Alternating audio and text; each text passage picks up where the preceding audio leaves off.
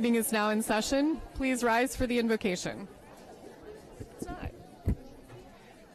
O God, we pray to administer that which is just in all educational policies, being ever mindful of your guidance, stir us to action with love, wisdom, and understanding. The pledge.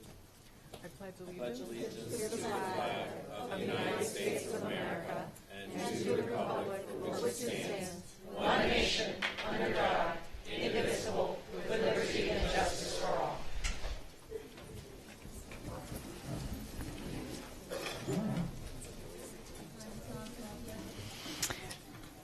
Item 2.03 is approval of the minutes. Do I have a motion to approve the minutes?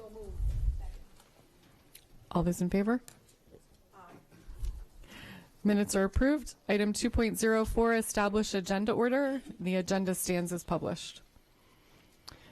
Item 2.05 are recognitions. I believe we have two today. My first.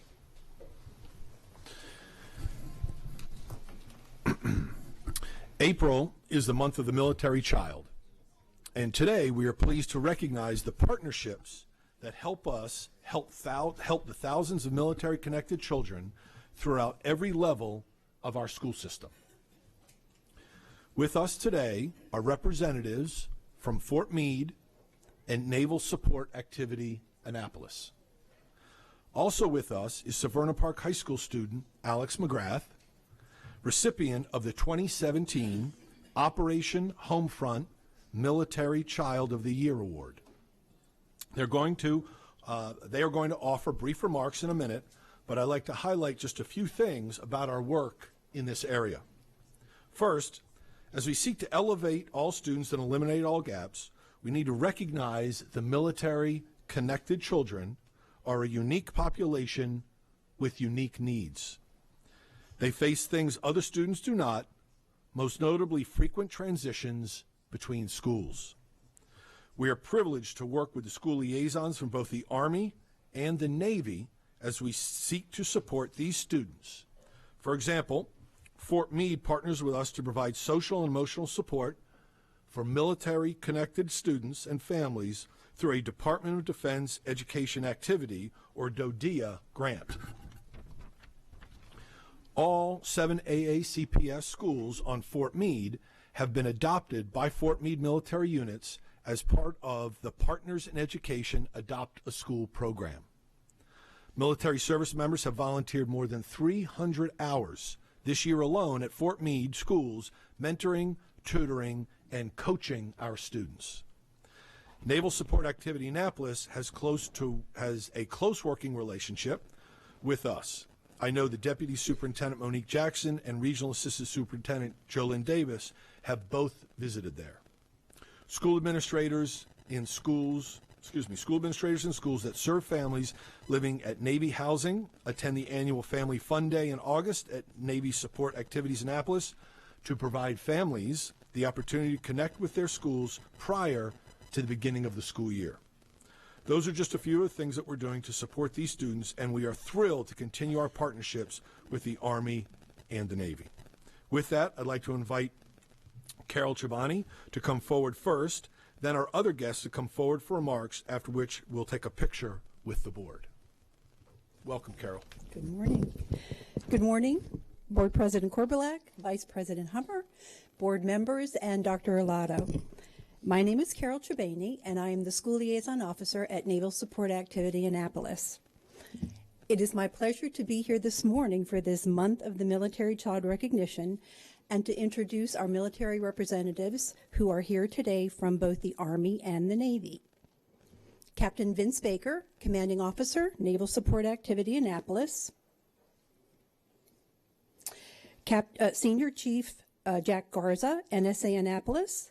Captain Richard McGrath, United States Naval Academy, and Lieutenant Colonel Eddie Perusha Booter, Fort Meade Headquarters Battalion Commander, and Antoinette Parker, Army School Liaison, Fort Meade, as well as Severna Park High School student Alex McGrath. As you've already noted, Alex is the recipient of the 2017 Operation Homefront Military Child of the Year Award. One recipient from each branch of the service earned this award, so Alex is representing the entire Navy.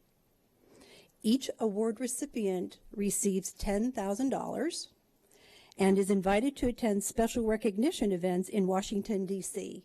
In fact, I think Alex and his family, his mom is here, as well as his dad and his younger brother, Zach. They are heading out immediately after this to head to Washington for those very events. So let me ask Alex and our military representatives to come forward for brief remarks. Alex will speak first, followed by Captain Baker, then Lieutenant Colonel Barusha Booter, and then we will have the photo with all board members. Thank you.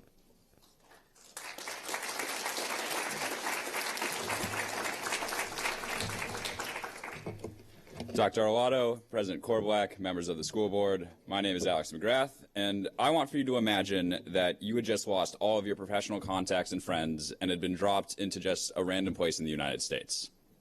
This is a reality for thousands of military children throughout our country, and it brings with it a lot of unique challenges. What AACPS has risen to meeting those challenges. There have been several people who have supported me, including Ms. Chibani, who has been absolutely instrumental, met with my father actually before we even moved out here to help us get the support that we needed. And at my high school, there have been a multiplicity of individuals who have been extremely helpful, including my assistant principal, Ms. Lindsay Abruzzo, who has been absolutely fantastic and approved my absence to be here, so very important.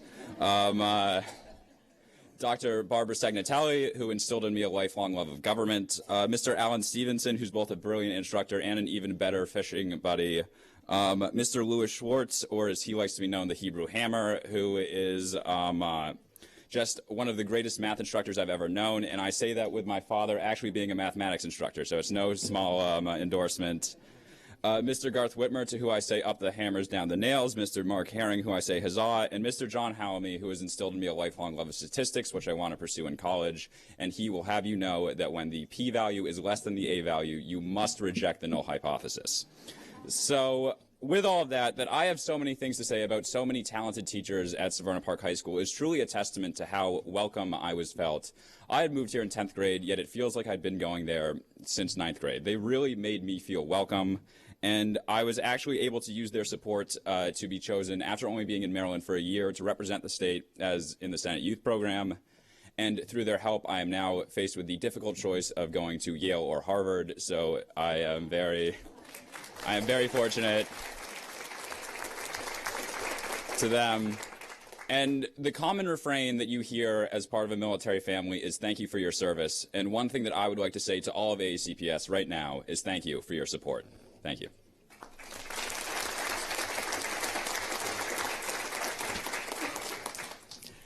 Good morning, Board President Korbelak, Vice President Hummer, Board of Education members, and Dr. Arlotto. I'm Vince Baker, Commanding Officer of Naval Support Activity Annapolis. And we join with you today in congratulating Alex McGrath in receiving the Operation Homefront Military Child of the Year Award. And we wish him great success in the future. Perhaps a Navy career is in your future? Perhaps. We'll talk later. Your dad's over there. We'll talk. Yeah. I want to thank you for recognizing April as the month of military child in Anne Arundel County Public Schools. And as you know, during this month, military families and installations around the world will recognize the contributions of children and youth who are the heart of our military families. And in their own ways, they serve and sacrifice in support of their family. Since most of these children attend our public schools, it's important that we, you and I, work together to support them when they transition. At Annapolis, we're strengthening our partnership with you through efforts like engaging our Child Development Center staff with your Office of Early Childhood and School Readiness to help ensure that our youngest students are ready for kindergarten when they get to you. We'll also continue to build on a strong connection that we've made, not only with your leadership, but like Deputy Superintendent Monique Jackson, Regional Assistant Superintendent Jolyn Davis, but also with the administrators and staff that work hand in hand with my school liaison to ensure that those transitions go as smoothly as possible. And we look forward to growing this partnership, and we're working on it every single day. On behalf of the greater military community, I'd like to say thank you for your support.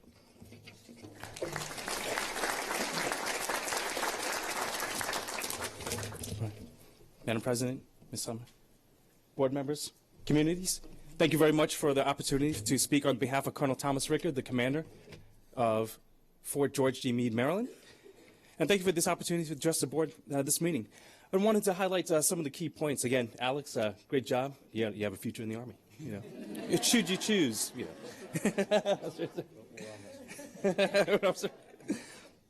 But just wanted to highlight some of the key points that Captain Parker says. You know, this year marks the 31st anniversary of the Department of Defense recognizing the month of the military child. As already stated by Mr. Arlotto, right?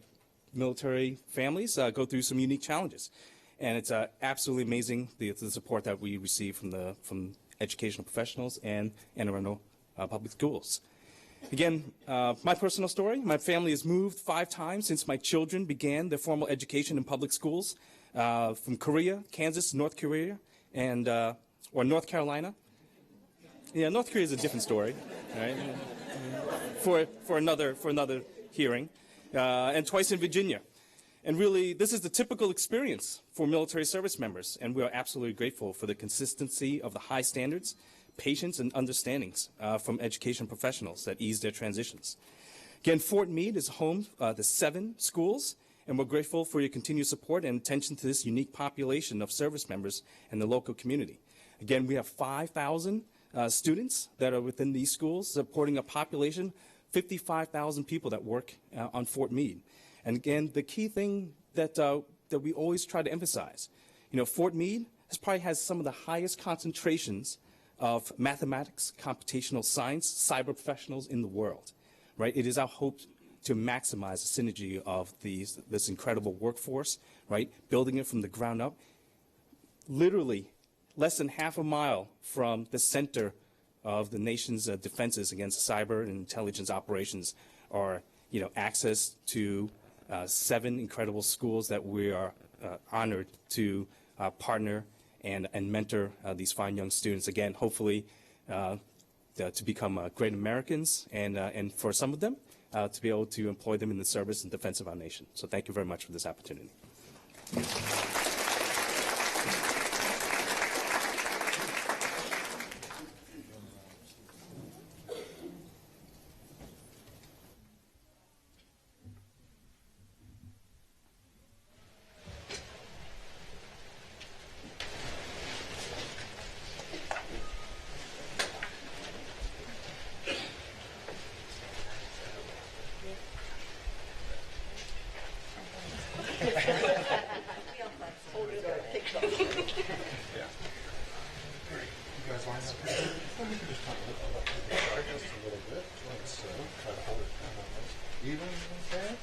All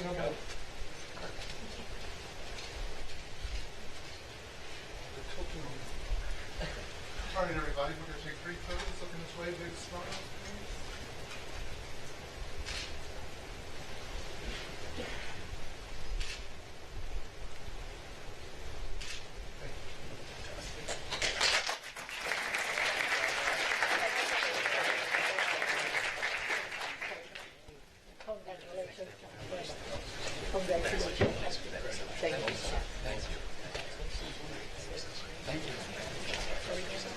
Good job. Congratulations. Congratulations, sir.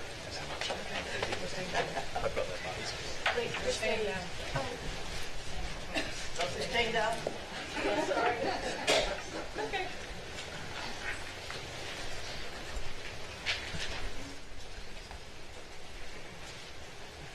Good morning. I'm Teresa Tudor, Senior Manager for the Office of School and Family Partnerships, and I'm pleased to be joined this morning by Karen McDonough and Carolina Jacoby to introduce today's board recognition.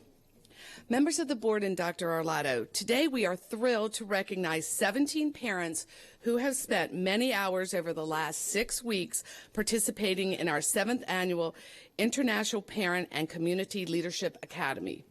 The goal of the Academy, which wraps up today, is simply to improve communications with international families and, as importantly, to diversify the pool of leaders in our schools and our communities so that we can better support the academic achievement of all students. Our participants in this academy represent 12 different nationalities, and they speak 6 different languages. Throughout the sessions, they have learned about each other and how the school system runs. I truly believe we have learned as much from them as they have from us. It has been such a pleasure to work with this talented group of individuals. Together, this group has worked hard to hone the necessary leadership skills and has made progress toward becoming culturally proficient leaders, and has discussed at length the many challenges facing immigrant students and families. The work, of course, will continue far beyond today when the final session ends, but I am pleased to tell you all of our participants will be pursuing at least one leadership opportunity in the near future. I'd like to say a special thank you to Karen and Carolina for stepping in and facilitating many of the sessions, arranging all the details that go into making the day run smoothly and making sure that everything ran seamlessly, which it did. And now I'd like to ask Karen to come forward and read the names.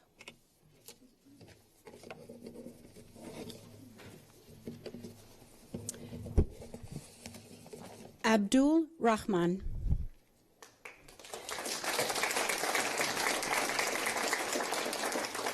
Adela Riaño Mendoza. Angélica Amaya.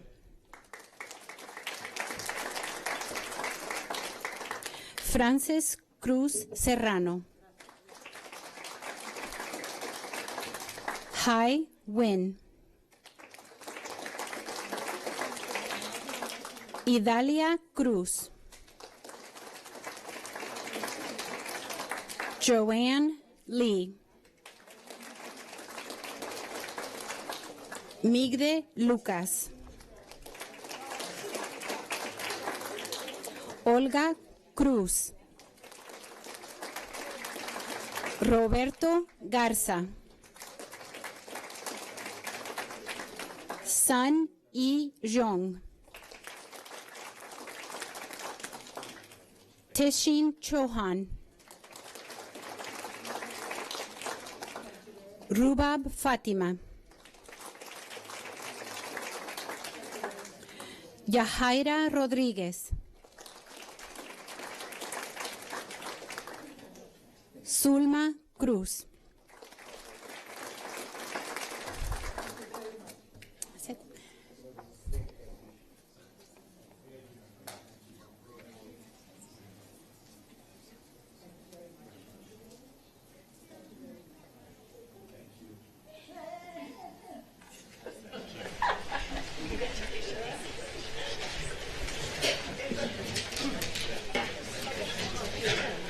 Thank you very much.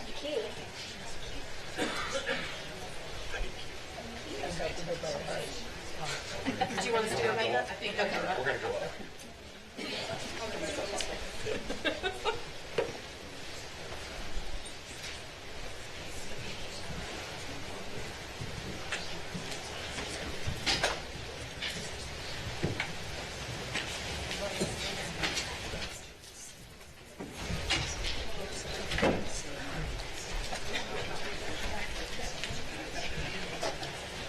No, para, súbeme aquí un ladito mío. Ese yo lo conozco bien.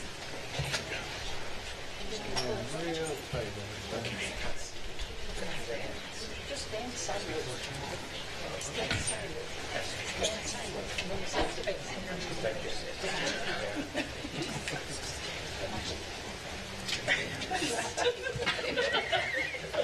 Go in front to your shoulder. Carolina, ¿verdad tú?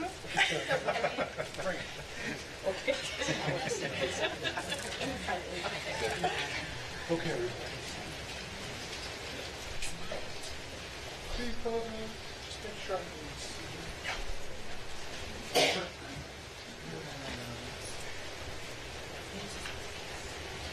Can our board members keep one step this way, everybody? Great, thank you. Perfect. Okay, everybody looking this way, 3 photos.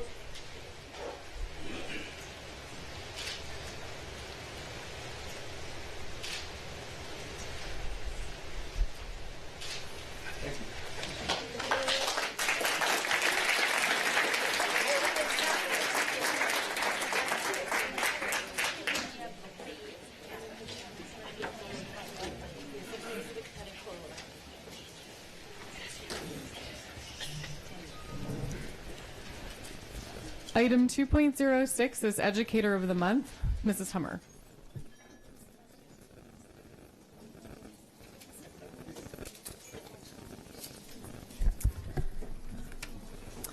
Today we recognize an educator in our school system who has enjoyed a long and varied career. He's worked in hotels and restaurants as a corporate consultant and now as a culinary educator at the Center for Applied Technology North. As chairperson of the Production and Services Department, Bruce Davis has been teaching and developing the school's amazing culinary arts curriculum since 1994.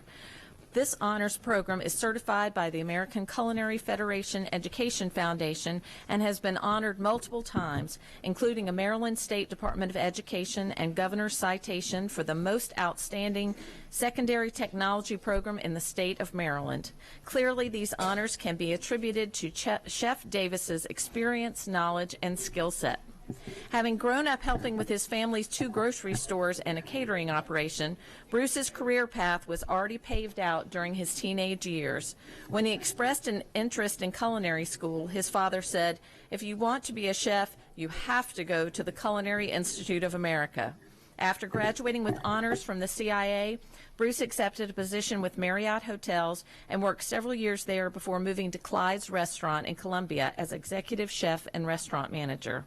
But after 30 years in the industry, Bruce decided he wanted to give back, and he accepted a teaching position with Cat North. As a culinary educator, Chef Davis actively pursues industry-sponsored activities for students to participate in, such as U.S. Foods Show, Vulcan Executive Staff Luncheon, and the Culinary Institute-sponsored Cooking with CIA Ambassadors.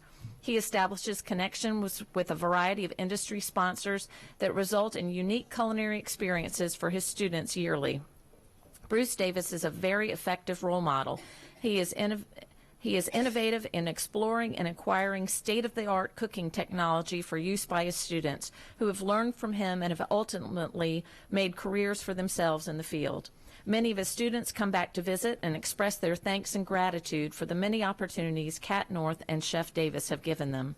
"This is what motivates me as a teacher," Davis said, "to see, feel, and hear their passions and share their success stories with others." Bruce is a valuable member of the leadership team at Cat North. He is instrumental in providing yearly culinary support for program advisory meetings, open house, diversity luncheons, AARSPA luncheon, and a variety of school system-sponsored meetings and events. Chef Bruce Davis, you relish in your role in preparing high school students for a career in the food service industry, passing on your passion for food and guiding the next generation of culinary professionals. And so for these reasons and more, the board honors you as Educator of the Month for April 2017. Congratulations. Come on up front.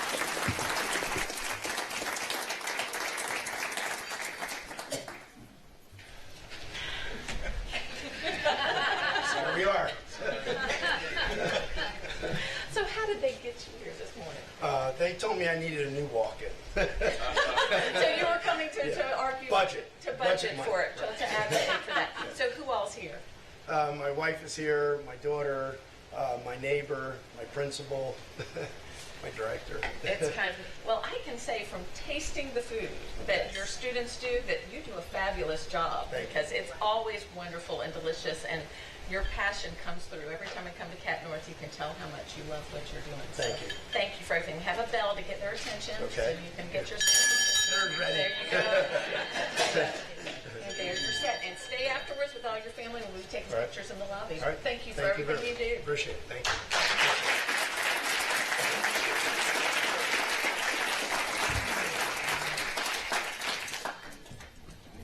Congratulations. Congratulations. Thank you very, very much. Thank you.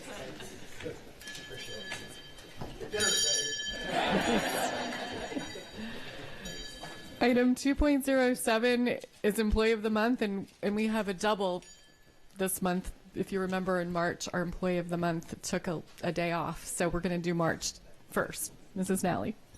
Today, the Board of Education honors a veteran employee of our school system who has been assisting central office staff in various ways for over 30 years. Whether it involves arranging furniture, putting equipment together, performing electrical work, or just making workspaces more efficient and comfortable, Ron Brittingham, Central Facilities Technician, is always there to offer his expertise and guidance. During Ron's tenure with Anne Arundel County Public Schools, the space allocations at central office have changed many times to meet the needs of the school system, and Ron has played a huge role in these changes. He does an excellent job at interpreting diagrams and blueprints and turning the drawings into reality. He holds high standards for himself, and if he is not pleased with the results of his efforts, he'll stay on task until he is satisfied with his own work. If one were to look up the word efficiency in the dictionary, should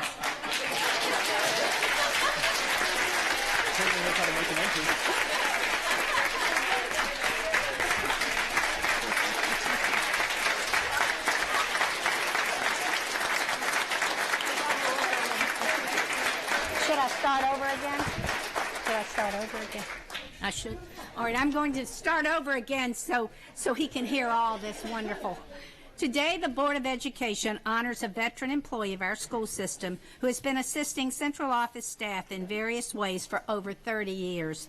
Whether it involves arranging furniture, putting equipment together, performing electrical work, or just making workspaces more efficient and comfortable, Ron Brittingham, Central Facilities Technician, is always there to offer his expertise and guidance. During Ron's tenure with AACPS, the space allocations at central office have changed many times to meet the needs of the school system, and Ron has played a huge role in these changes. He does an excellent job at interpreting diagrams and blueprints and turning the drawings into reality. He holds high standards for himself, and if he is not pleased with the results of his efforts, he'll stay on task until he is satisfied with his own work. If one were to look up the word efficiency in the dictionary, Ron's picture would be found. One can't get any more willing or enthusiastic to assist the employees at central office. He's known for his response to any request with 3 little words. What do you need? And once folks hear those words from Ron, they can consider the job done and done right. Ron is a true troubleshooter. Telephone lines down, he's right there working with the telephone repair person, assisting with wiring and programming. Having storage problems? Ron always has a plan for space and storage issues. All you have to do is put in a request and he'll show up asking, "What do you need?" And the job gets done. Ron enjoys his work and he enjoys helping people. He has an amazing can-do attitude and he keeps the Parham building running like a well-oiled machine. Ron Brittingham is always on a mission, practicing the skills that he has perfected over the years. He always employs safe work habits while making emergency repairs and adjustments such as cleaning clogged plumbing fixtures and replacing electric bulbs and fuses. He distinguishes himself as a perfectionist, and he is a real star at extraordinary customer service. Ron Brittingham, your work ethic is stellar, and your track record is amazing. You have worked for 7 superintendents, 3 interim superintendents, numerous assistant superintendents, and hundreds of staff people, all of whom have benefited from your efficiency and dedication to Anne Arundel County Public Schools. And besides congratulating you on your selection of Employee of the Month, the board wants to bring warm congratulations on your 30 years of service at Parham Building as of March the 11th. We couldn't think of a more appropriate person to honor as Employee of the Month for March 2017. Congratulations.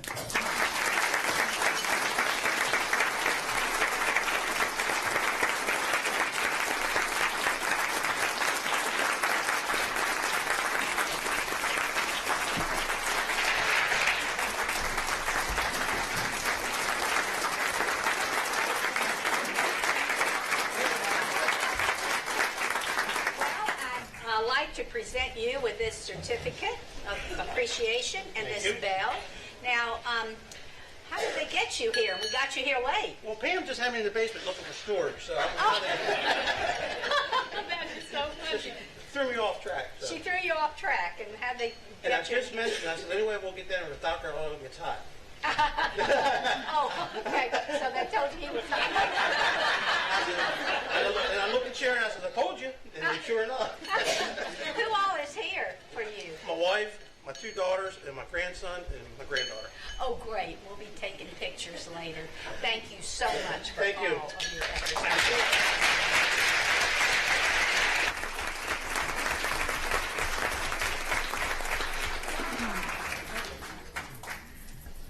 An Employee of the Month for April is Mrs. Birch. It makes it sound like I'm the Employee of the Month. That would be nice. But I'm not. We have much more worthy person.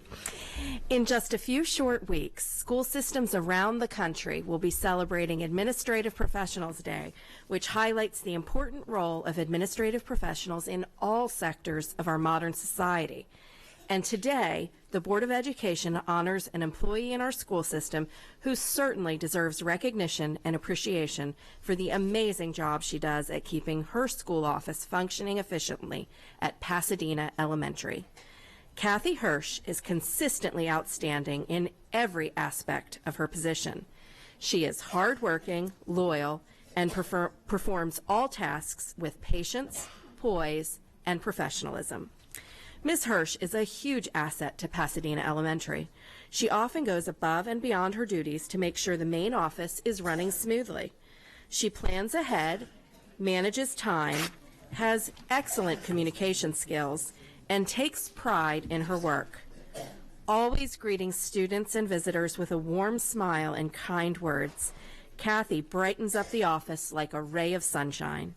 Her polished and winning personality supports the school initiative of Kindness Counts, contributing to a positive school climate. She has an excellent rapport with all those she comes in contact with each day, whether it be a colleague, vendor, parent, or student. Her attitude, tone, and demeanor foster a positive school climate while remaining completely confidential and discreet when dealing with difficult and highly sensitive situations. Kathy Hirsch has a real talent for multitasking, and she has the patience to deal with countless people passing through her workspace each day with frequent interruptions and countless random requests. But she has a way of making every person feel as though their request has top priority. Kathy is to be commended on her ability to manage the school's financial operations. She has an exceptional auditing record because of her meticulous and methodical attention to detail, which she employs in all aspects of her position. Additionally, Ms. Hirsch coordinates and manages two school-wide fundraisers annually, a large undertaking which ultimately benefits the students of Pasadena Elementary. As the school secretary, Kathy's strong commitment to staff, students, and families is evident each day. She is a team player, never hesitating to offer assistance, even if it means working beyond her scheduled hours, and she truly supports all aspects of the daily operations of the school. Kathy Hirsch, you are appreciated and admired by everyone at Pasadena Elementary. As the consummate professional, you are always looking for ways to improve the office's efficiency as well as your own professional growth. The value you bring to your school and to your administrators is immeasurable. So for these reasons and more, the Board of Education is honored to recognize you as Employee of the Month for April 2017. Congratulations, and would you please join me up front?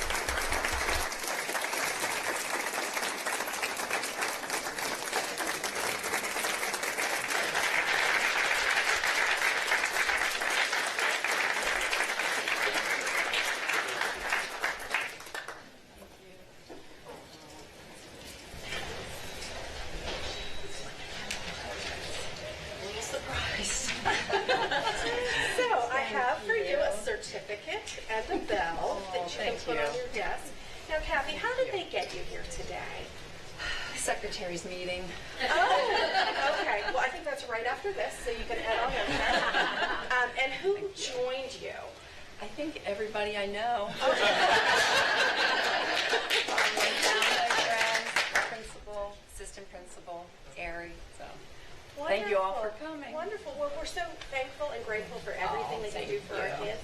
And I know Molly was pretty excited too this morning. So thank you for all that you do. We're so grateful.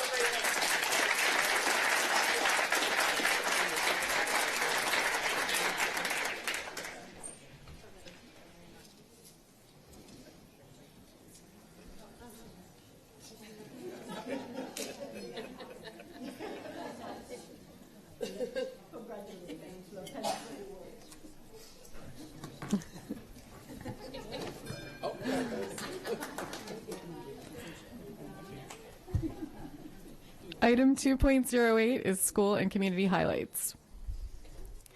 Ms. Williams? Oh, it's that time of the year again. Last Wednesday, CRAST held their student board member interviews, and we have our final three. So I have the honor to introduce them: Audrey Holdsrichter, Lucia Cole, and Cesar Ruiz de Castilla, who are all here today in attendance. And tonight, they will be participating in a debate that will be held here. I'm so excited. Congratulations, you guys. I look forward to seeing what you all will do. It's going to be an amazing rest of your year.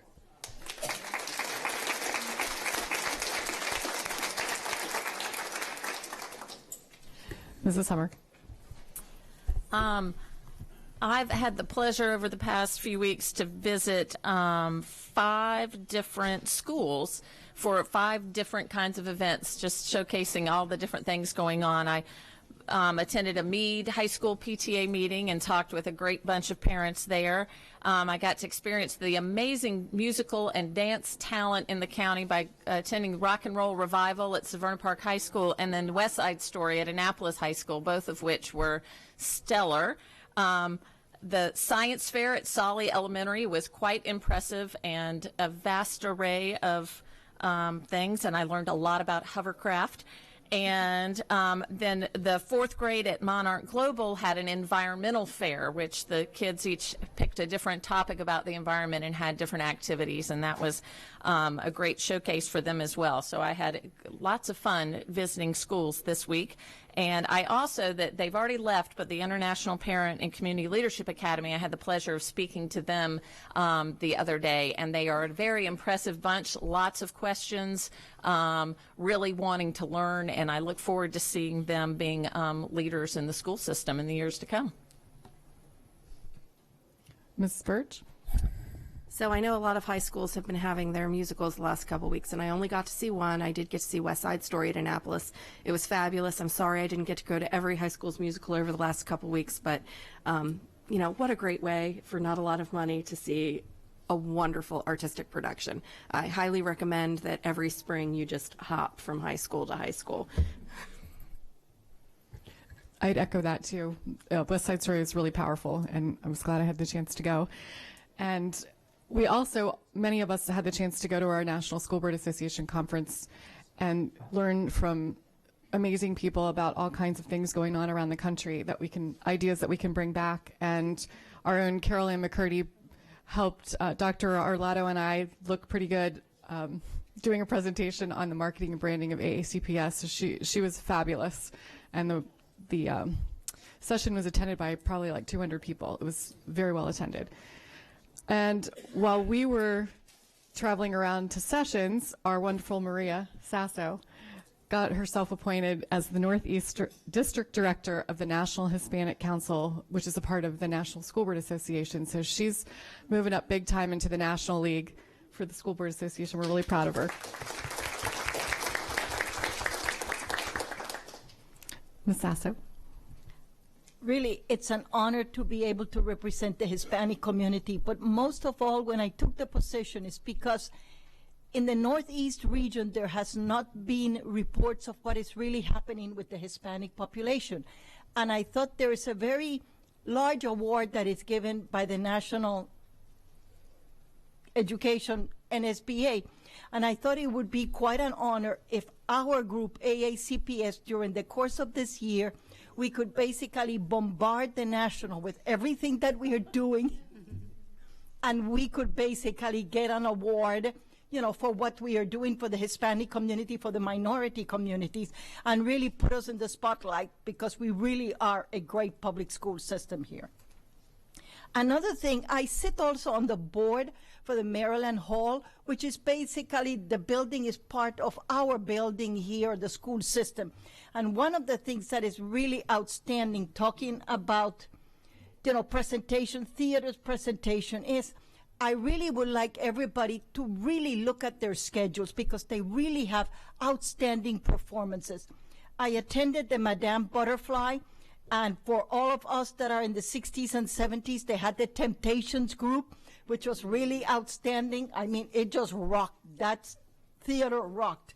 Okay? And I also had the pleasure of attending their rock and roll festival at Severna Park. Thank you. Item 2.09 is the CAC report. No report today.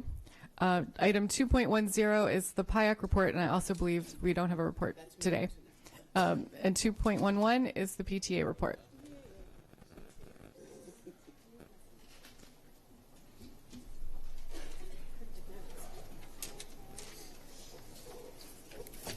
Good morning, President Korbelak, members of the board, and Dr. Arlato. I'm Allison Pickard, the president of the County Council of PTAs. We've had a busy month, busy couple months actually, since I've last reported. Back on February, we hosted a legislative breakfast at the State House with our elected officials. Over 35 PTA members gathered with our Anne Arundel County delegation. We presented our legislative priorities and heard about what was happening at the time in session.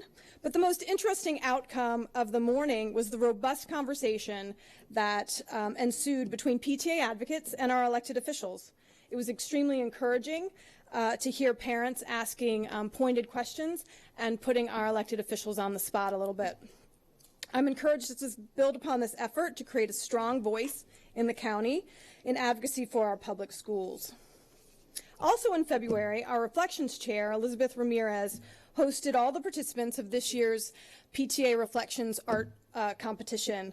We had over 35 entries from schools across the county, and the student theme this year is "What is your story?", which is a fantastic theme for students to interpret that through art. We sent 12 of those works to the state level, and one has come back a winner, and that's just being announced, so hold on till next month. But the exhibition will be held here at the Board of Education during the month of May. So as you walk through May, you'll see the student artwork in the hallway there. And we have a really exciting work happening with our Founders Day Committee, led by our first Vice President, Steph Holler. They're working really hard to make the event this year a huge success, so fingers crossed. We're changing things up a little bit with Founders Day. For those of you who are new to the board, the PTA honors both the founding members of PTA, which date back all the way to 1897 with the National Congress of Mothers, maybe the first Women's March on Washington. And we celebrate the work of our PTA members that they do throughout the year that enhance and enrich the lives of students and our school system. This year we'll be honoring PTA President of the Year, PTA Advocate of the Year, and PTA Volunteer of the Year. I'm really pleased that as of right now we have over 35 schools coming, and we're closing in on 200 attendees, and we'll have a silent auction, so bring your credit cards and your checkbooks. The silent auction funds our scholarships that we give out 2 scholarships, and I'll be announcing those award winners next month. But I'm really excited about the work our committees are doing. We are working to build the bench on the council as well, and I'll be talking more about that as we go into the summer months to recruit leadership from our local PTAs to serve on the council. But we've worked really hard, and the committees are doing excellent work, and I'm extremely proud of them. So thank you, and have a good day. Thank you. We'll take a break now for pictures. We'll be back like in 10 minutes.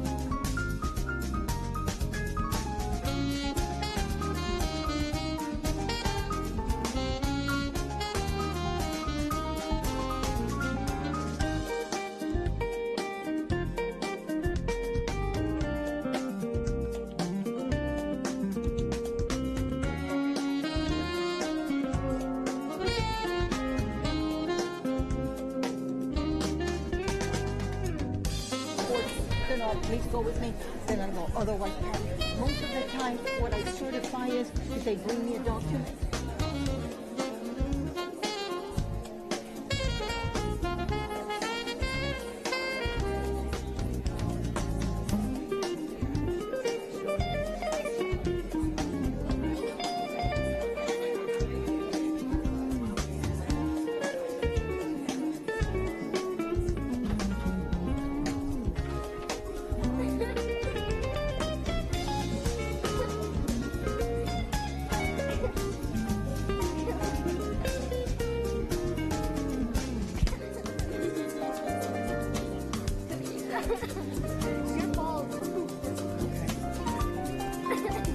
All right, we'll move on to the public comment portion of the meeting. Anyone wishing to speak on an item that is not on today's agenda.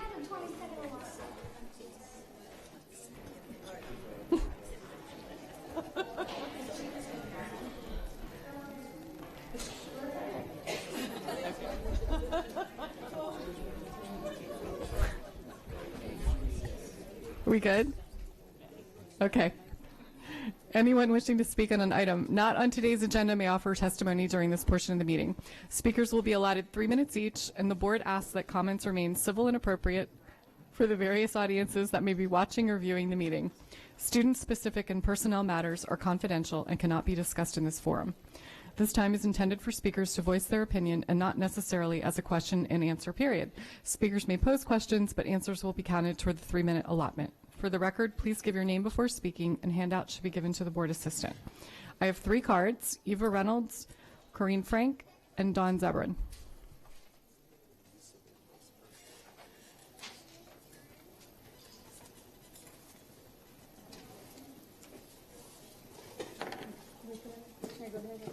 Okay.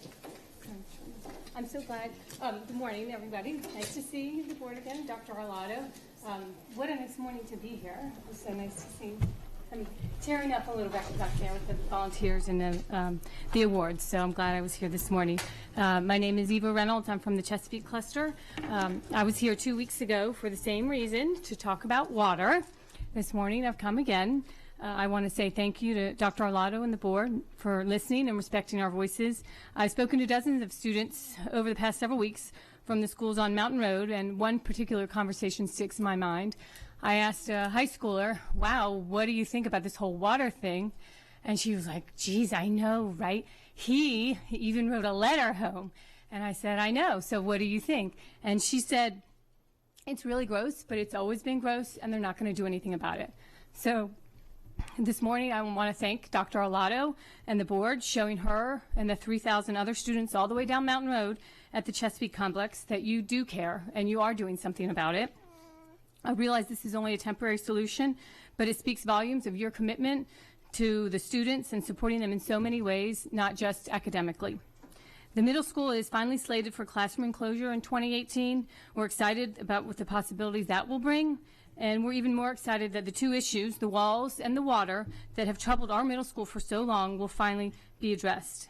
It gives us hope that one day in the future we'll reach to the top of the capital budget and maybe get a new complex down Mountain Road for our Chesapeake cluster. Again, thank you for the promise and for the pledge of water stations at our schools before the end of April. We're so anxious to share that photograph and not the brown water photograph with our community. Thank you to the efforts of so many of the facilities people that have invested countless hours at all the schools in the past several weeks to help us get where we are today. I'm happy to be here. If I may approach Dr. Arlotto, I don't know if you know Spirit Stick. They're very popular in elementary school.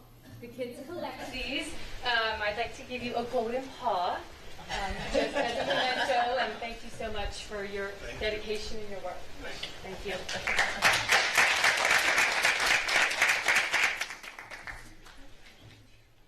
My name is Corinne Frank, and I'm a parent of a Bodkin Elementary student. I spoke at the last meeting to bring attention to the water issue to this school. After the March 24th letter home to the children, I made sure to Sharpie this date into my calendar, and I'm really pleased to say that I was able to scratch that letter. I felt as though I should attend this meeting just to thank you all for your time and your dedication to our students. We really appreciate that you not only resolve this issue, but you're resolving the long-term issues as well. It's it's very gratifying to know that you listened and you took action. And in today's day and age, that's kind of a rare thing. And we wanted to show our appreciation by coming here today. Do you have anything to say? Okay. Can you say hi? Hi. Thank you. Hi, good morning, Dr. Arlotto and members of the board. My name is Dawn Zebron. My daughter attends Chesapeake Bay Middle School. The members of the Pasadena community and myself, thank you for working quickly to determine fixing a 20-year water issue at the complex. It's going to take time and agreeing to provide bottled water coolers temporarily until clean, palatable water runs consistently at the school. Your recognition and commitment to our students and staff having access to clean, palatable water to drink is a great first step in raising our school's climate up to par with the schools in our area. During our last meeting, Dr. Arlotto mentioned just learning about the number of Anne Arundel County schools on well water and about the specific issue at the Chesapeake complex. I am finishing up year 2 with knowing about the condition of our water, but I have learned a lot more about the history of the well water in the last month, and some of it is a little disturbing. I understand completely your decision for water coolers in our schools is a temporary one.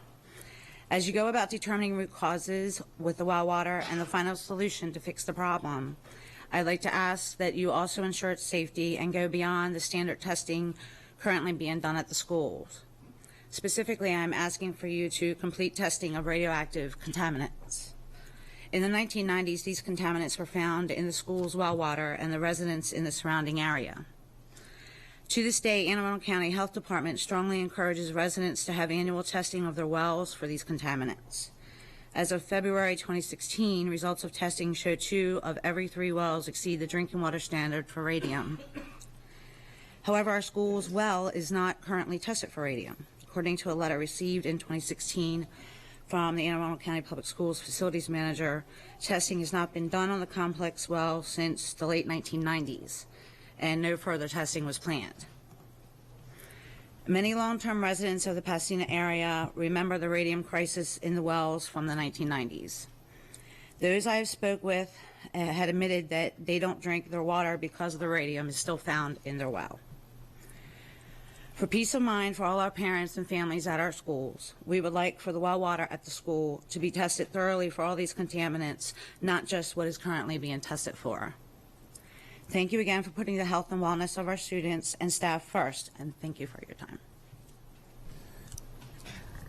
I'd just like to say thank you to all 3 of you for actually physically coming here today to advocate, but also to say thank you.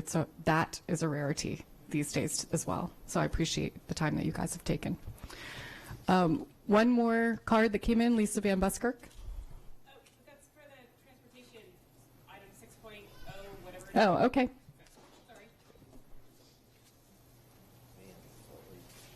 Stacey?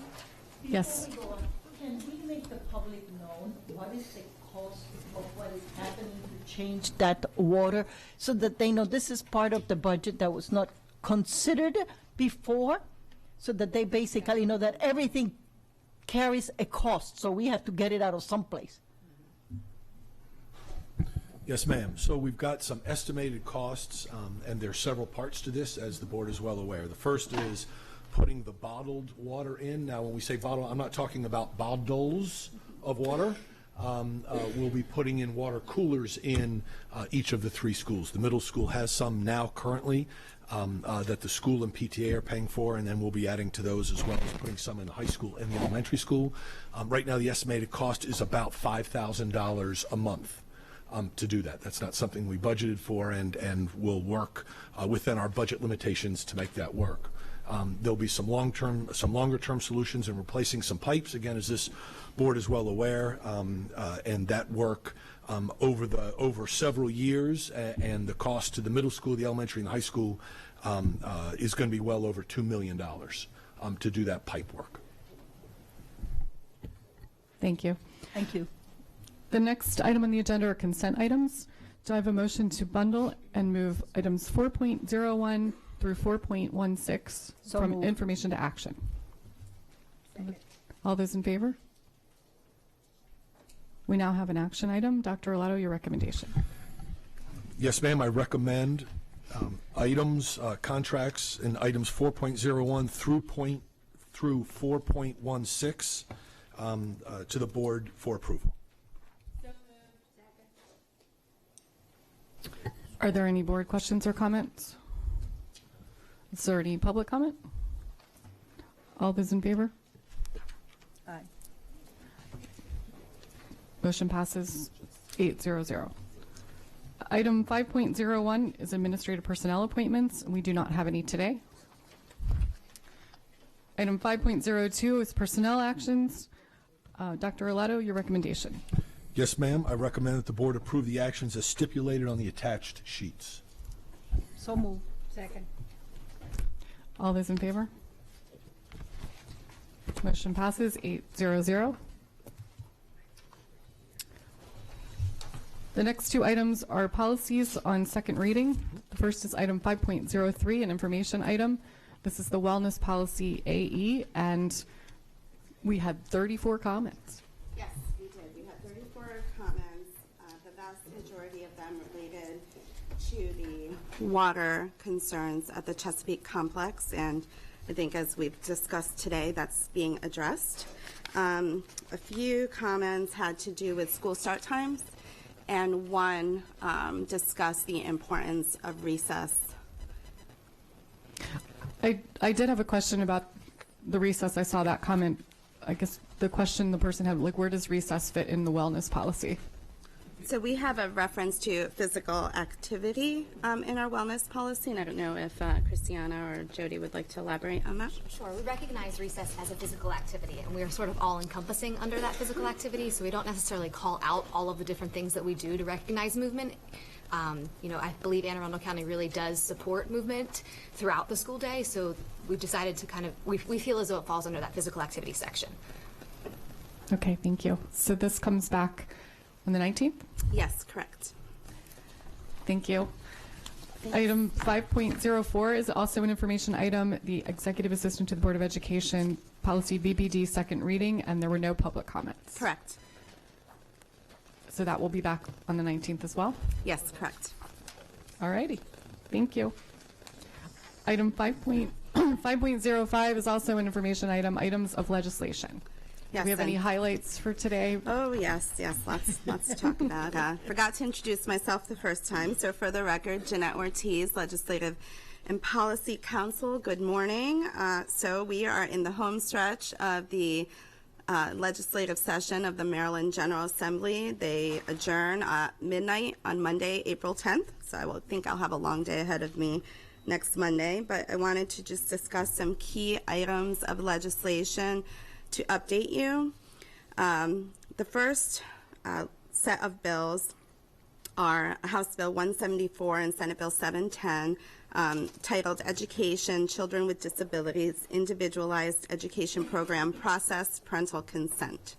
So these bills are moving and expected to pass as of less than an hour ago. The House bill conformed to the Senate bill amendments, and so they're definitely going to pass. So essentially, this legislation requires an IEP team to obtain written parental consent from a parent if the team proposes to do three things: enroll the child in an alternative education program that does not issue or provide credits toward a high school diploma, identify the child for the alternative assessment aligned with the state's alternative curriculum, or include restraint or seclusion in the IEP to address the child's behavior. So once this law goes into effect, we will need written consent for those three items on all IEPs. The next set of bills, House Bill 461, Senate Bill 452, I call it the ESSA bill, or the accountability bill, and is being called in Annapolis. It's Education Accountability Program Assessments. It was Less Testing, More Learning Act of 2017, but they even amended the title to be More Learning, Less Testing Act of 2017. So both the bills were voted out of their respective chambers with amendments that were differing. However, the House and the Senate are working on a compromise. They don't want to go to conference. They're working on a compromise to conform the bill. So these bills essentially address the State Board of Education and their, I'm sorry, this bill deals with testing. I confused this one with this testing bill with the ESSA bill, so I apologize. This is the testing bill. This deals with testing and how much schools can devote to testing for their students. And so the initial bill would have capped testing or assessments at 2%. And it looks like right now the compromise is that school systems would be limited in testing students at 2.2% with an exception of 2.3% in 8th grade. They do provide for the county boards to meet with the teachers union every couple of years to try to come to an agreement on a different percentage allotted for testing, so that could be above or below the 2.2%. But if for some, if there is a failure to mutually agree, then the default would be 2.2%. There's also provisions dealing with social studies assessment. The House version of the bill would have required MSDE to establish a social studies assessment, which they actually are moving towards doing anyway. They are required to do it by 2018. The Senate bill pulled that out because they thought it was a little contradictory to have a less testing bill and then add a test. But this is something the state has been working on anyway, so it looks like that will stay in there, and we'll just extend the time frame which MSDE will have to develop this middle school social studies test. So those are the key aspects of that bill. Like I said, the House and the Senate are looking to compromise on the differences, and it looks like that bill will be passing. The next, Mrs. Burge has a question, please. Yes. My question is about what testing that encompasses. Is that testing that would be required by national, state, or district, but leaves the teacher up to, or does it include teacher-produced assessment? I know that that has been a question at certain points. Yes, that's a great question. So on the Senate bill, it would have included all of the assessments, including teachers, but the House version exempted teacher-produced assessments.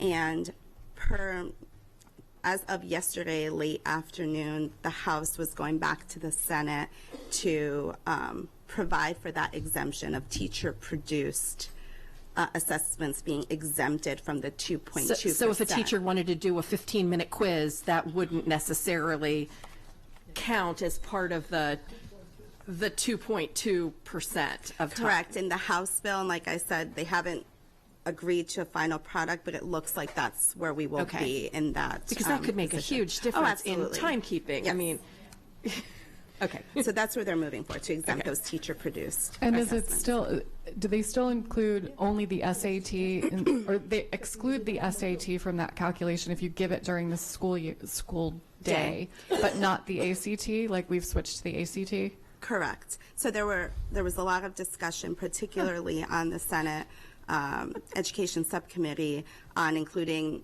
ACT and PSAT. So with the ACT, they just chose not to include that. With the PSAT, the explanation was that in the numbers that MSDE compiled from each school system and their percentages back in, I think, 2014, PSAT was included in that already, so they feel like that was already covered. However, they did agree to exclude the SAT from the 2.2%. So the time it takes to give the ACT is going to be a part of our 2.2%? Correct. Okay.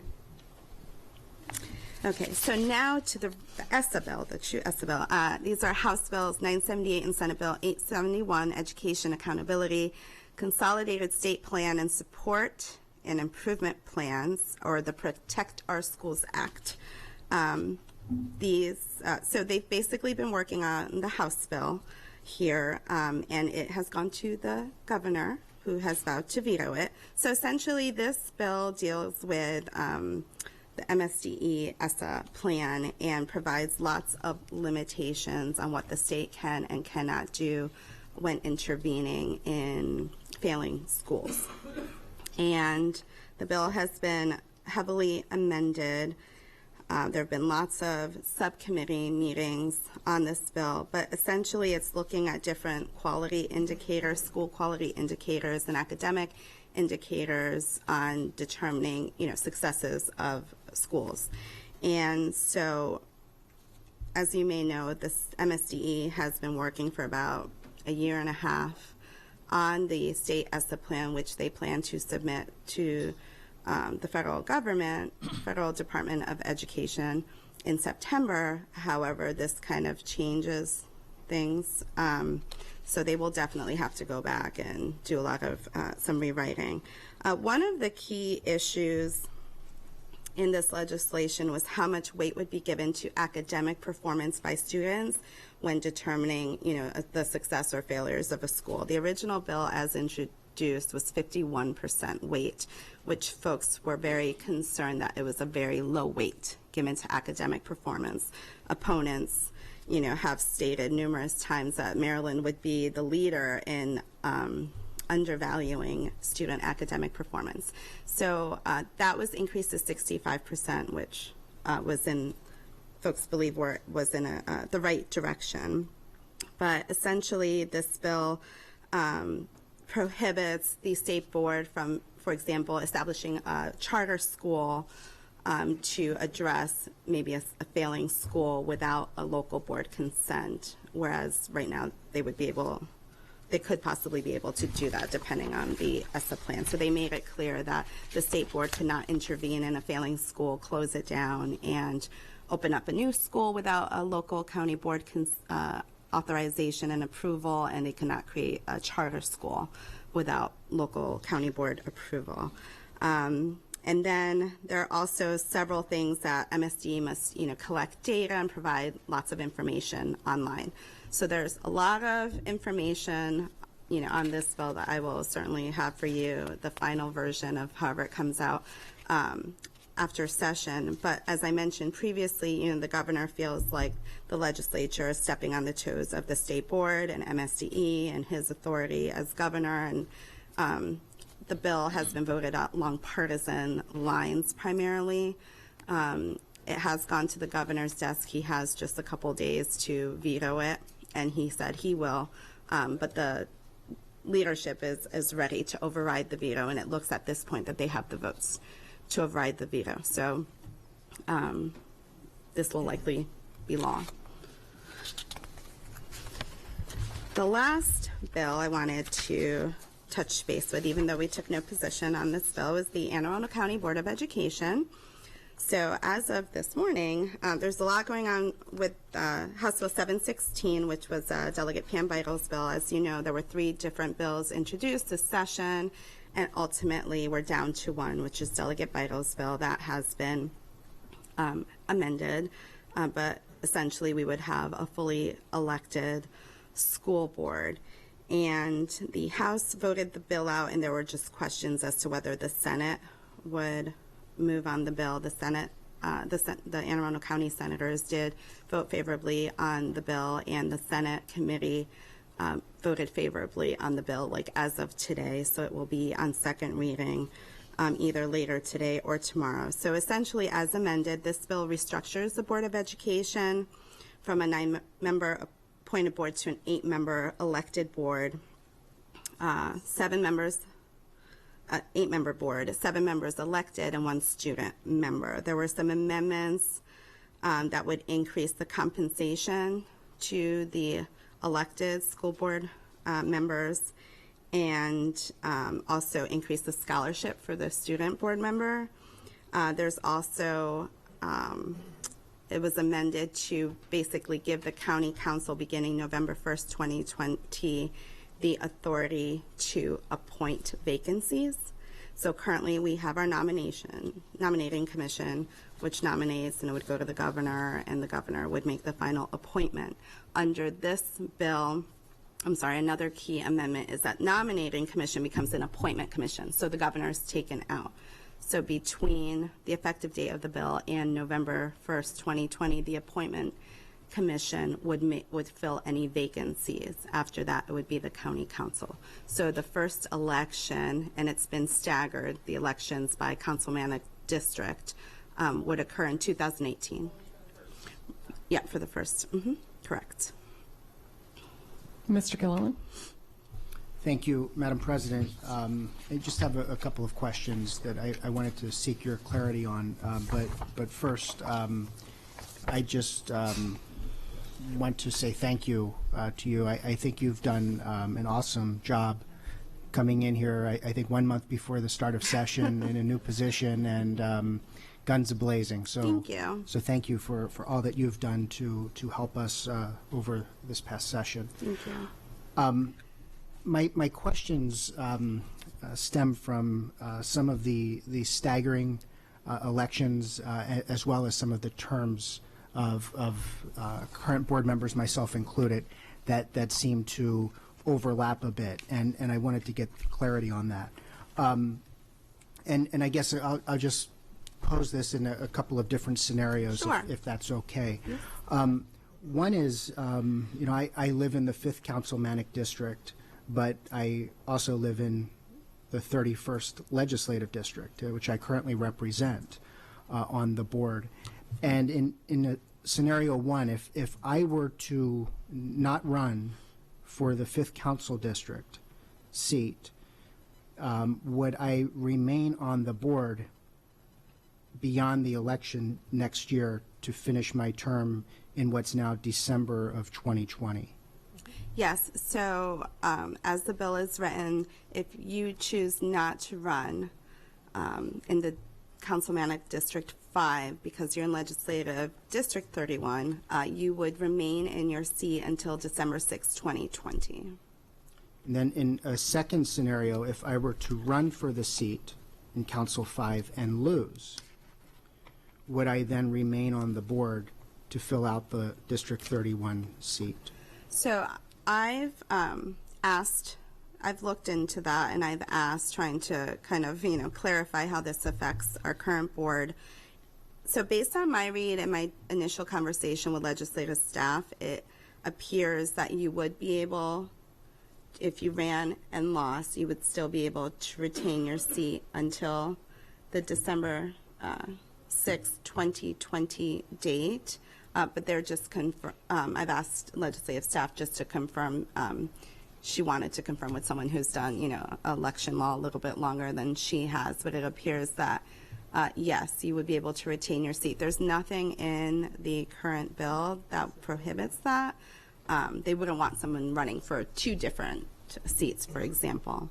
And then third, for the trifecta, I guess, if I were to run next year for Council 5 and win, would the county council replace the vacancy, or would it be the Next Generation Commission? So it's the appointment commission currently would appoint until November 1st, 2020. Okay. Then my actually 2 more questions then. One is, at least reading the bill, there's a bunch of mention or a bunch of discussion in the thick bill about the general election next year. But I wanted to seek clarity on whether our election process would mirror what we currently have, that's the retention election, that's just general election only, where we would appear on the ballot, or would we mirror something similar to the Anne Arundel County Circuit Court judicial election, where some top vote getters in the primary then are forwarded onto the general election? So in my read of the bill and my conversations with staff, it would mirror the circuit court judges. So there would be, so the confusion is that on page 5 of the bill, there is a reference, the new language discusses general election, but it's talking about the elected school board member. And so the reason why it says general election is because the school board member would technically be elected in the general election, not in the primary. However, it does reference the election article, and in the election article, specifically section 8-804, it talks about primaries for elected school boards. So typically what would happen is the 2 top vote getters in the primary would move on then for the general for that district. And then last question that sort of circles back, and I know a few of us are impacted, even some this year. This statute, assuming this moves to the floor, it's going to pass more than likely. Governor signs this into law. Is there any formal update needed to the commissions that exist for this board, or does the statute override the existing commission and we would just serve out the terms that are stipulated in the code then? So the way the bill was drafted was, once the bill takes effect, the effective date of the bill, we would have an appointment commission. So again, no nominating commission, takes the governor out of the process in regards to vacancies. It also extends the terms of board members who have expiring terms in 2017 and in 2018 before the election. So it extends the terms until those new elected board members would take office in 2018. Welcome. Any other questions? So can I do want to say, and Ms. Gillen, I appreciate you sending your questions in advance so that Jeanette could do some of the legwork to get some answers to those. But I do want to remind the board and the public that the board has taken no formal position on this, and we never have when it comes to an elected or appointed board. And also the answers to your questions, very good questions, and a number of your colleagues have similar questions about how the transition will work. These are our interpretations of a law that is yet to be signed, and eventually there will probably be an AG opinion that is going to have to dictate how the transition will work. And so while Jeanette has answered to the best of her ability in conversations with staff, that is yet to be signed, and I want there to be a disclaimer that we are not the authority on this, for the public and you to know that we may very well have to go to an AG to interpret the language, or the legislative staff of our legislatures to help interpret it for us so that we can then move forward. Yes. Definitely not an election law expert. And I appreciate that. One thing I would just ask is if again, assuming the governor signs this, then there's some aftermath, of course. If we could just have an update on that, because I also believe it's not just for us per se, but the public as a whole, where there may be a number of questions that people want to know what's next, what happens first, what happens second, and so forth. Beyond the transition, I just think, this, whether it's people in the crowd or YouTube or whatever it may be, I think sometimes this is a better, but I think, people get more news here sometimes than from the newspaper. So, thank you. Mrs. Birch. One thing we had taken a position on, not any particular bill or whether or not there should be an elected or appointed board, was that we did think that terms should be staggered so that there was some continuity of board membership, and unfortunately this bill does not do that. Four members would be elected in 2018 for 6-year terms. 3 members would be elected in 2020 for 4-year terms, and then in 2024, everyone would continue to be elected for 4-year terms after that and come on at the same time. So once 2024 comes, you have the very real possibility of a student board member who comes on July 1st of being the senior board member of the Anne Arundel County Board of Education. Correct. Just want to point that out to everyone. I think our students are wonderful. I don't know that they have the ability to be the most experienced board member of the Anne Arundel County Board of Education. I think that is a real flaw in this bill. I have pointed it out to many members of our delegation. They have not listened. I personally am going to advocate for an amendment to this bill next year to change it to staggered terms so that the 2018 election is for 4-year terms and not 6-year terms, because there are no other boards of education in the state of Maryland who are all elected at the same time. Everyone is on staggered terms. I know of no other board, commission, anything like that in the state of Maryland that has boards that are on identical terms. Councils are a different thing. You cannot compare us to the county council. We are not the county council. We are a board. We are the governing authority of the school system. We are not co-equal to the superintendent. We are the governing structure of this organization. And I think it is irresponsible to be put in a situation where every single member of the board could be brand new in 1 year. So I just wanted to say that. I'm very disappointed that the legislature did not listen to that concern, which was a concern of this entire Board of Education. Thank you. I just have, well, while you're vetting other questions for that bill, and I'm not asking you to have the answer today, but what is going to happen to the seat that was vacated by Dr. Frank? Are we to go down to a eight-member board right away because we can, or is that 2020? And how do we fill the vacancy for Dr. Frank? I guess the new appointing commission, perhaps. Well, it could be filled now, but since the goal is to get us down to 8, and we already have 8, I was just wondering what the plan was for the vacant seat. Right, so the bill doesn't speak on that specific scenario right now. There are a couple, or at least a couple different ways that it could go. We have the nominating commission now, so if the nominating commission nominated someone before the effective date of the bill, then we would proceed with nomination being forwarded to the governor appointing. If the nominating commission doesn't move with any recommendations and the bill goes into effect, then we would have an appointment commission. So then the appointment commission would appoint someone to the vacancy. I suppose the appointment commission could choose not to fill the vacancy because, as you mentioned, we're going down to an 8-member board.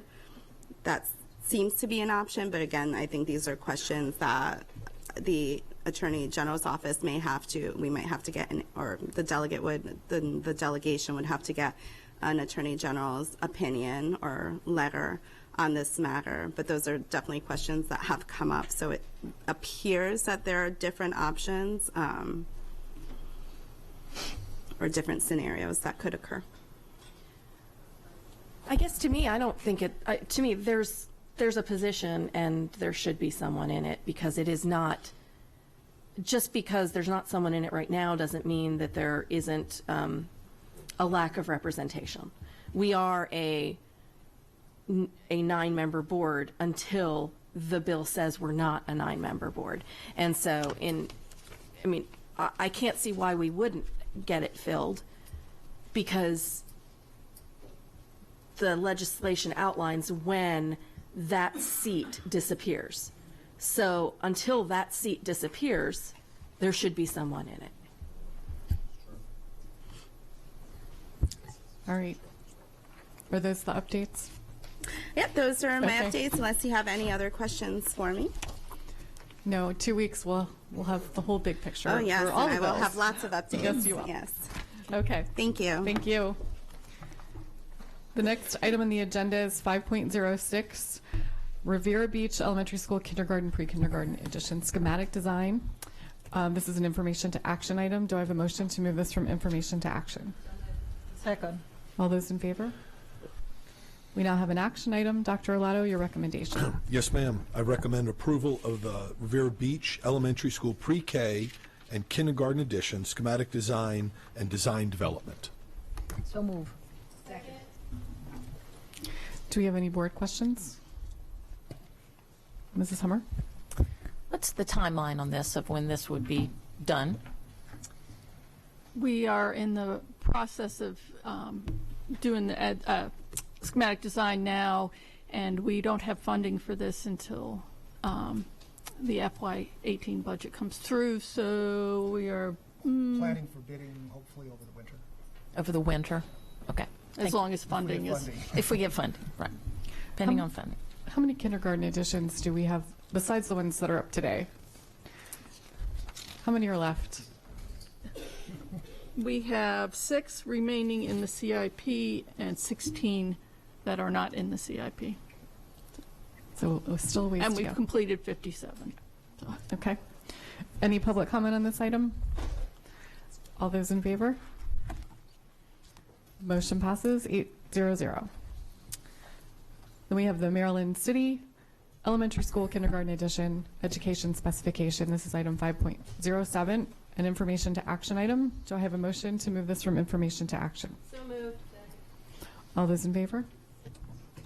We now have an action item. Dr. Arlato, your recommendation. Yes, ma'am. I recommend approval of the Maryland City Elementary School Kindergarten Edition Educational Specification. Do I have a motion? Second. Is there any public comment? All those in favor? Motion passes 800. Item 5.08, Southgate Elementary School Classroom Edition Educational Specification. This is an information to action item. Do I have a motion to move this from information to action? So move. All those in favor? We now have an action item. Dr. Arlato, your recommendation. Yes, ma'am. I recommend approval of Southgate Elementary School Classroom Edition Educational Specification. So moved. Second.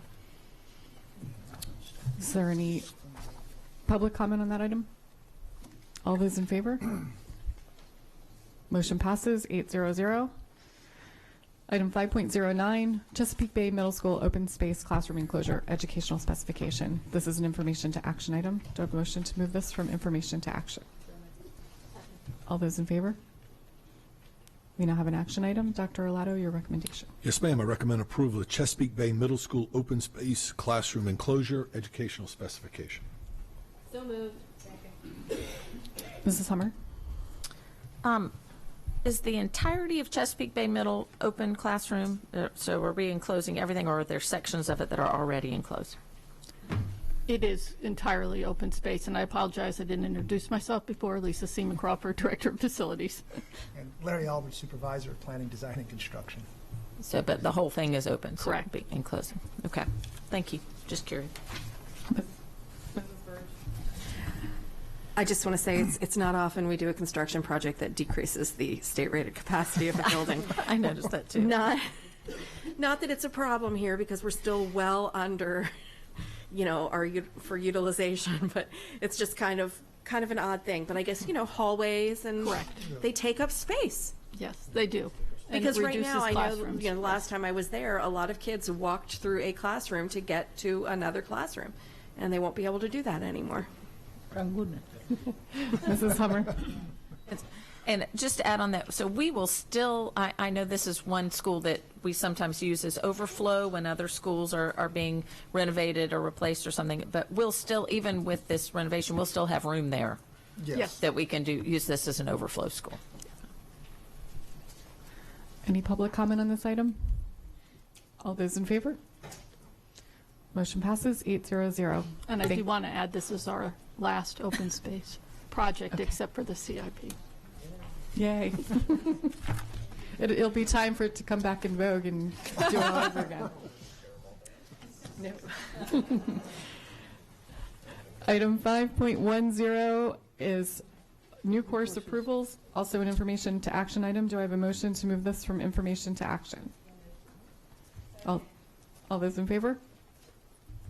We now have an action item. Dr. Arlato, your recommendation. Yes, ma'am. I recommend approval of these courses beginning in the 2017-2018 school year. So moved. Welcome. Mrs. Hummer. I always love when y'all add new classes because they always sound so great, and I always want to go back to high school and take them.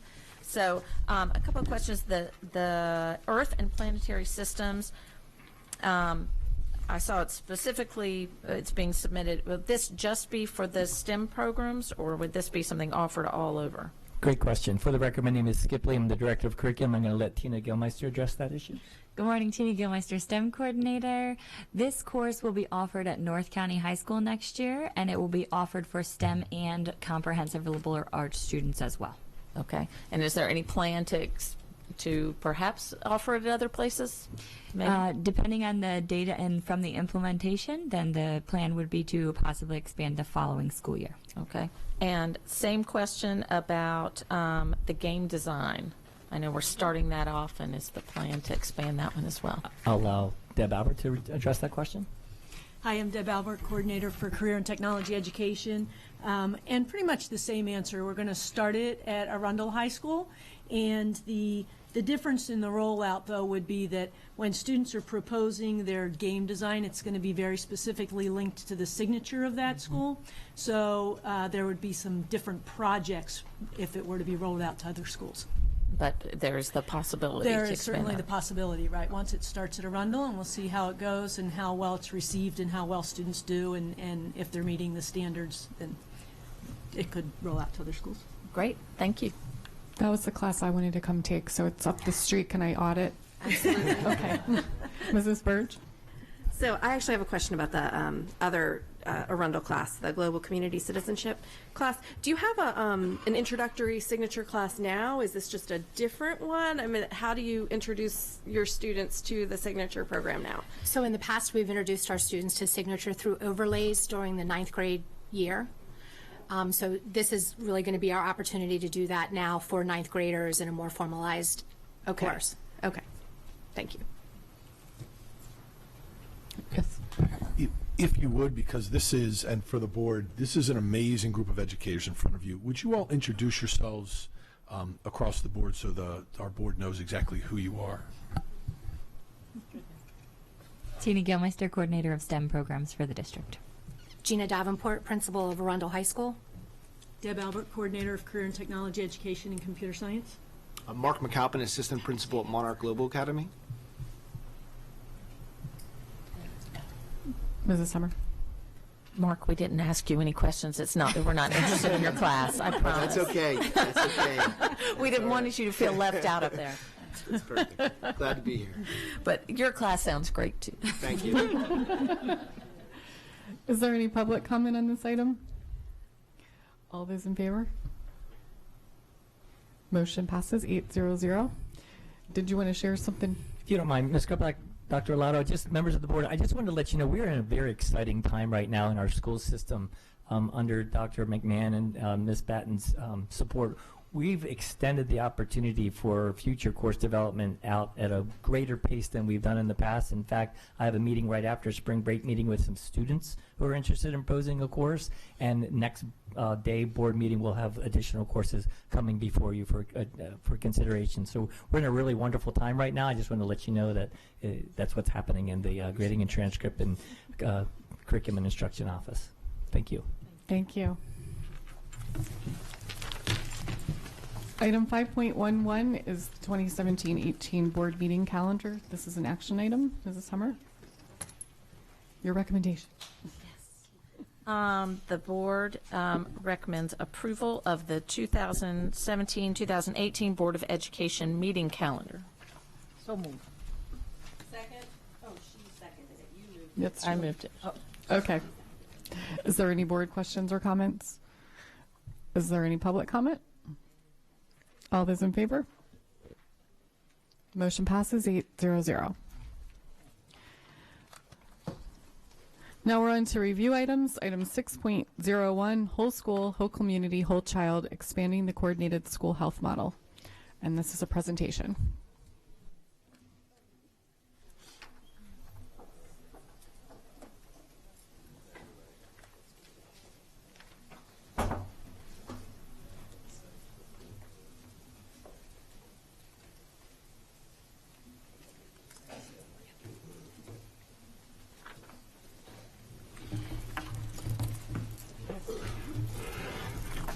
A little low.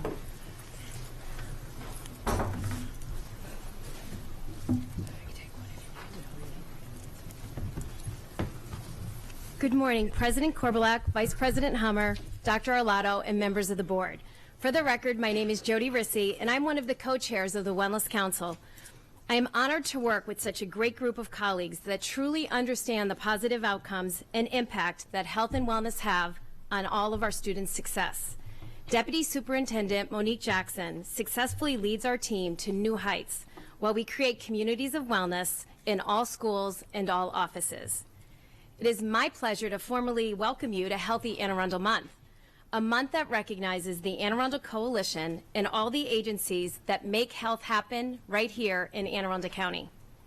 Not only is this annual update a requirement from the United States Department of Agriculture, it also provides the Wellness Council a way to celebrate our successes and our partnerships throughout the school system. Joining me today are colleagues and students from our schools in the Wellness Council who will be sharing information about 5 of the 10 components represented in the Centers for Disease Control school health model.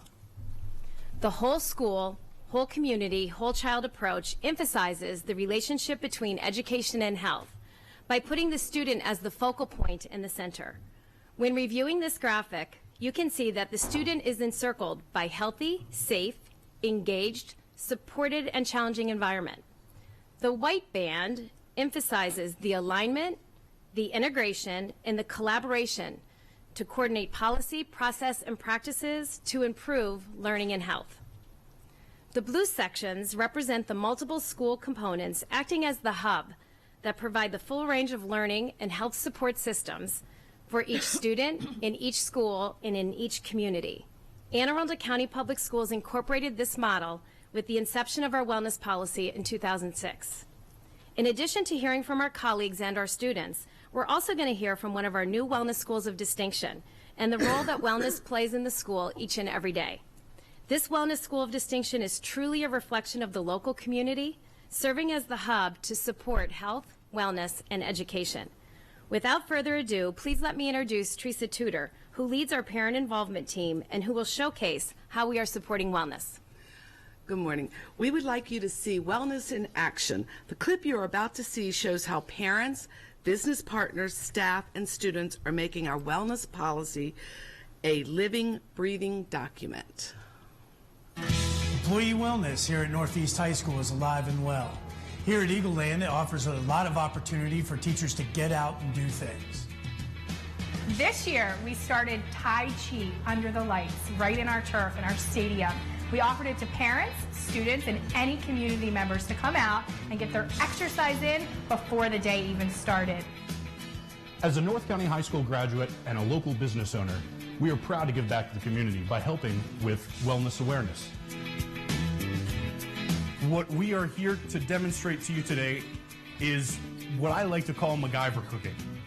I mean, we need to shop right, and we need to save money, and we need to look at value deals. Just sitting down and doing that whole like family dinner, doing all the family prep cooking is something that's good quality time. It's a great way to hang out, great way to, you know, talk to kids and kind of pass down some traditions.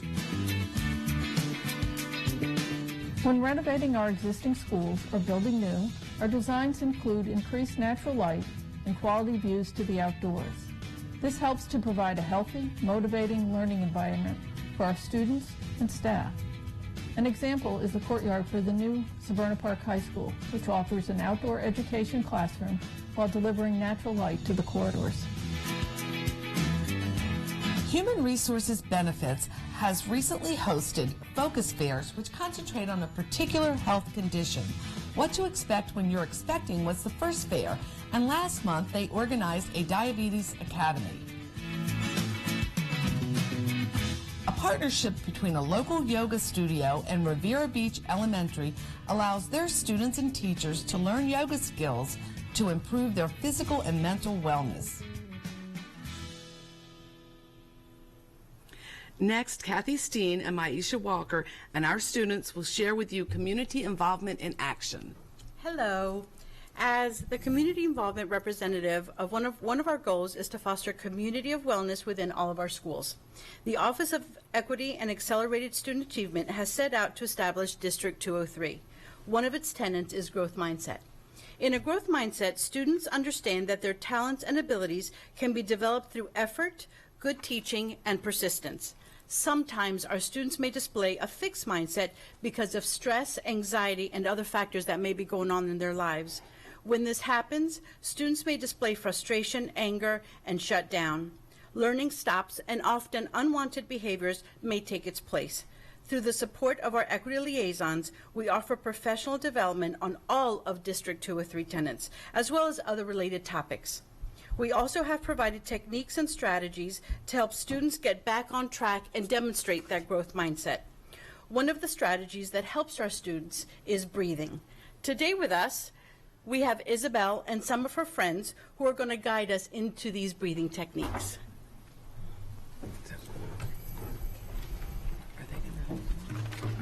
Hi, my name is Isabel, and I'm going to teach you some breathing strategies to relieve stress. Please stand up. Are we standing up? The first one is called STAR.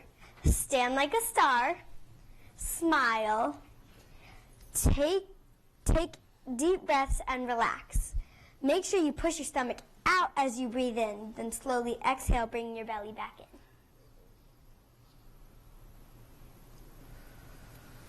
in. The next one is called balloon. Place your hands on top of your head and interlace your fingers. Breathe in through your nose, raise your arms and inflate your imaginary balloon. Release the air slowly by making a balloon sound.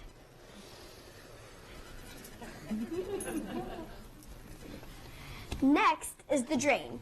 Extend your arms and pretend they are faucets. Open the faucets and let your stress drain out of you like water. Exhale and make the sound.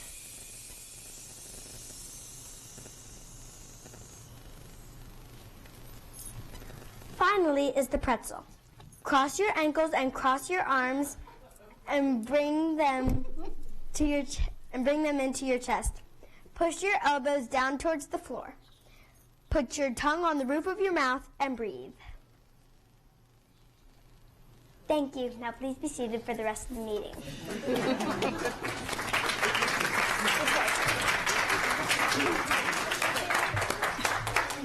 Just wait. Good afternoon. My name is Maisha Walker. I'm from the Office of Equity. Hopefully today Isabel and her friends have taught you some techniques that you can use when you experience a fixed mindset.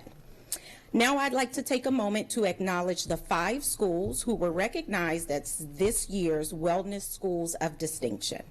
They are Benfield Elementary, Oak Hill Elementary, Germantown Elementary, Northeast High School, and South River High School. We have the pleasure of having Karen Sanera, principal of Germantown Elementary, here with us today.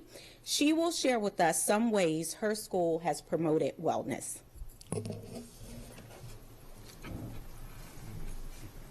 Thank you.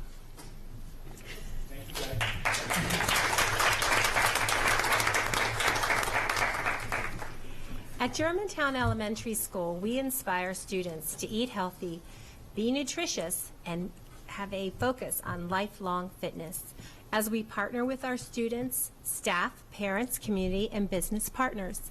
Many of our assemblies focus on wellness, with Kaiser Permanente, eating healthy, as Yojo teaches how to eat right, our Dental Health Smiles program, our Career Day speakers with parents and business partners from the community.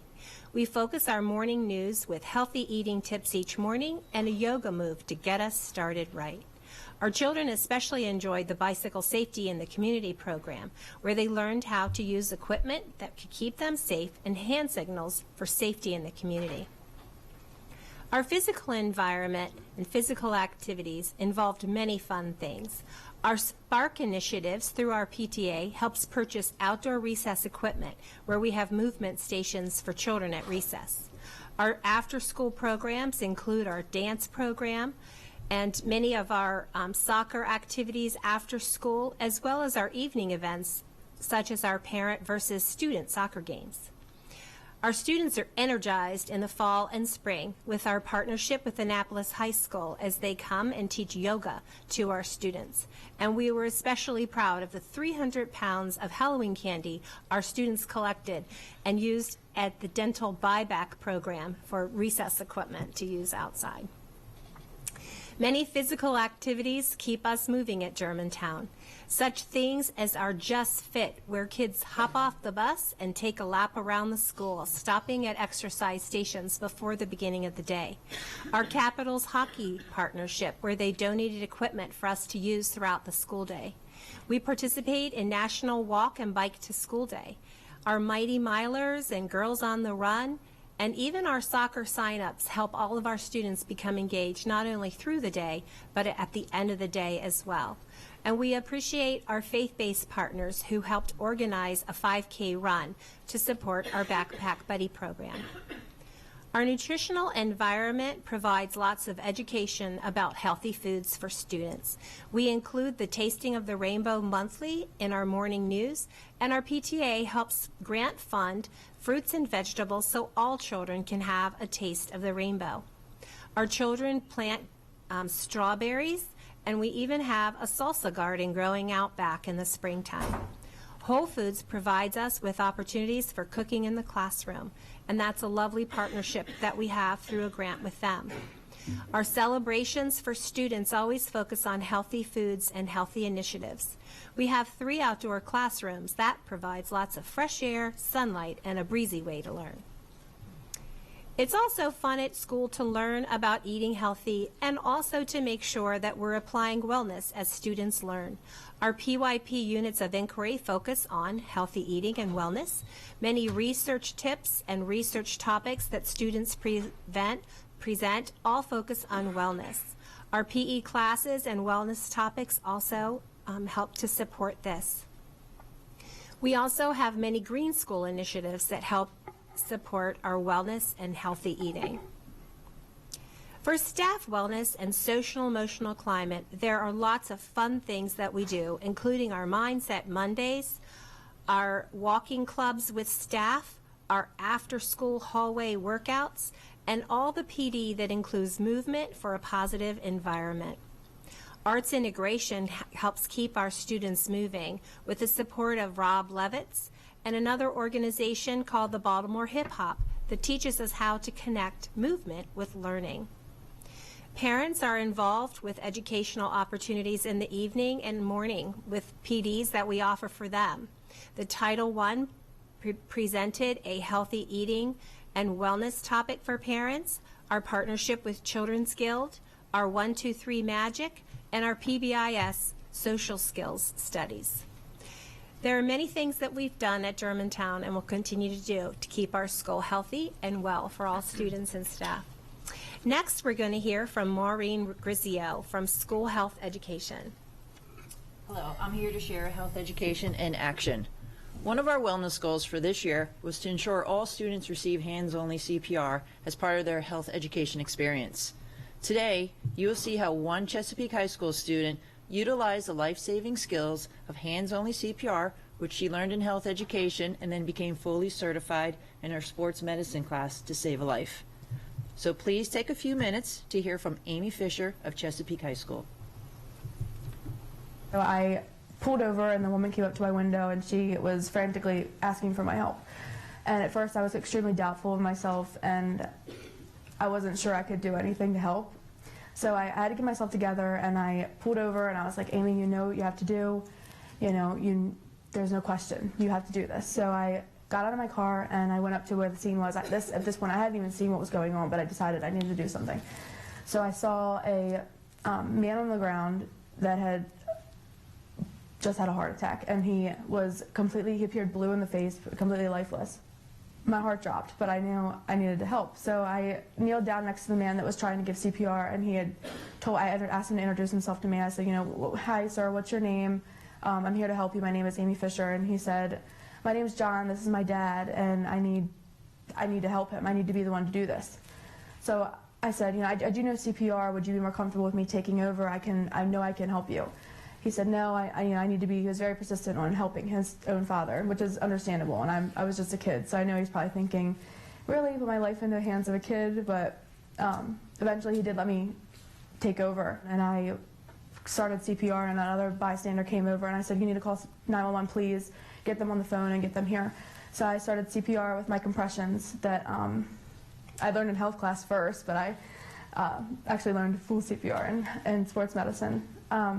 And while I was doing this, I actually had a lot going on in my head. And I'm also trying to keep the family calm, like nothing to worry about, like it's going to be okay. I'm also thinking, do I do breaths? I don't have a tube for his mouth, or I don't have anything. Do I do this? And I came down to it, I couldn't do it. It wasn't the dummy in sports med class. It was a real person, and he wasn't alive. And I I had kept checking for the pulse, nothing was happening with that either. And finally, another woman came over and she said, I used to know CPR. I used to be a lifeguard back in high school. I don't know if it's different, but I can sure help you. And I was like, of course. I was getting tired at that point. The woman took over for compressions one last time before I took over again. The paramedics showed up and I gave them space to do what they had to do. I went over to the side where the bystanders were because that's where my other friend was standing. And there was actually a nurse there, and she approached me and she was like, I am astounded with you. She's like, you were so brave that you went and actually did that. You're just a kid, and you stood up to it, and there's all these people here that didn't. And it really touched me in just a crazy way. At that point I knew, this is what I need to go into. This is what I need to do. So, and I asked her, why didn't you come over and help me? And she was like, you had it. You had it under control. If you needed help, I would have came and helped you, which was also just awesome. This is a great representation of the skills taught in health education. Not only do we impact the lives of our students, but also the lives of the members in our community. For those of you who are wondering, the man in the video survived, and Amy, who is not able to join us today, wanted to mention that this experience helped confirm her future goals to pursue a career in nursing. I would like to now introduce Christiana Walsh, co-chair of the Wellness Council. Good afternoon. I would like to thank the many members of our Wellness Council who have joined us today. If they could please stand and be recognized for their continued efforts to place wellness first on behalf of the students and staff in Anne Arundel County.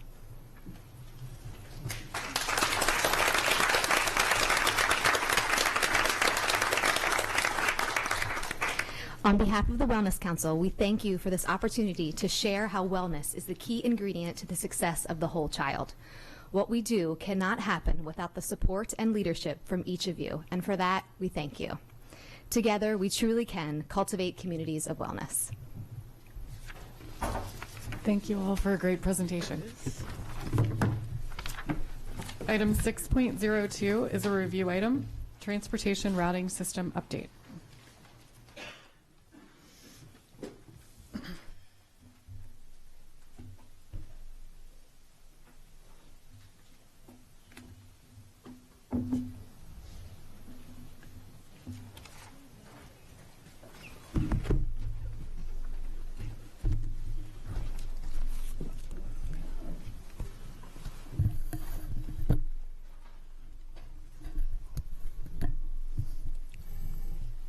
President Korvalak, Vice President Hummer, board members, Dr. Alato. My name is Les Douglas. I'm the Supervisor of Transportation. Thank you for allowing me to speak. Before I go into my presentation, I'd like to give a personal thank you to the kids who provided such effective stress-relieving exercises. In the fall of 2015, Anne Arundel County Public Schools purchased the VMAX Compass school bus routing program. Over the past 20 months, staff from the Transportation Office and the Division of Information Technology, with the assistance of the Office of Student Data and the Special Education Department, have been working diligently to design, build, and implement a school bus routing system utilizing the Compass program. Other components of the system include the Esri ArcMap program, considered state-of-the-art in GIS platforms, and an Anne Arundel County base map provided by the County Geographic Information System, or GIS office. The purpose of today's presentation is to update the board on the progress of this implementation. To fully appreciate the magnitude and complexity of the new system, it will be valuable to review some basic facts about the current state of school bus routing in the county. From there, we'll examine the design and structure of the new system and finally review the timeline for successful implementation. As part of this review, we will examine several ever-present components of implementation failures from around the country. We'll identify both the risk associated with rushing the process and the accompaniment high cost of failure. The Transportation Office currently uses two separate routing databases to manage the three vastly different components of the transportation routing system. The first component is made up of general neighborhood and on and along stops designed to serve the general population of students attending their home schools. The second component is made up of collector stops designed to serve students attending magnet or county-wide programs. These stops are managed by the STARTS database program, and STARTS stands for Student Transportation and Route System. And it keeps track of neighborhood and on-route stops served by the contracted buses. These database records are organized by stops and trips, not by students.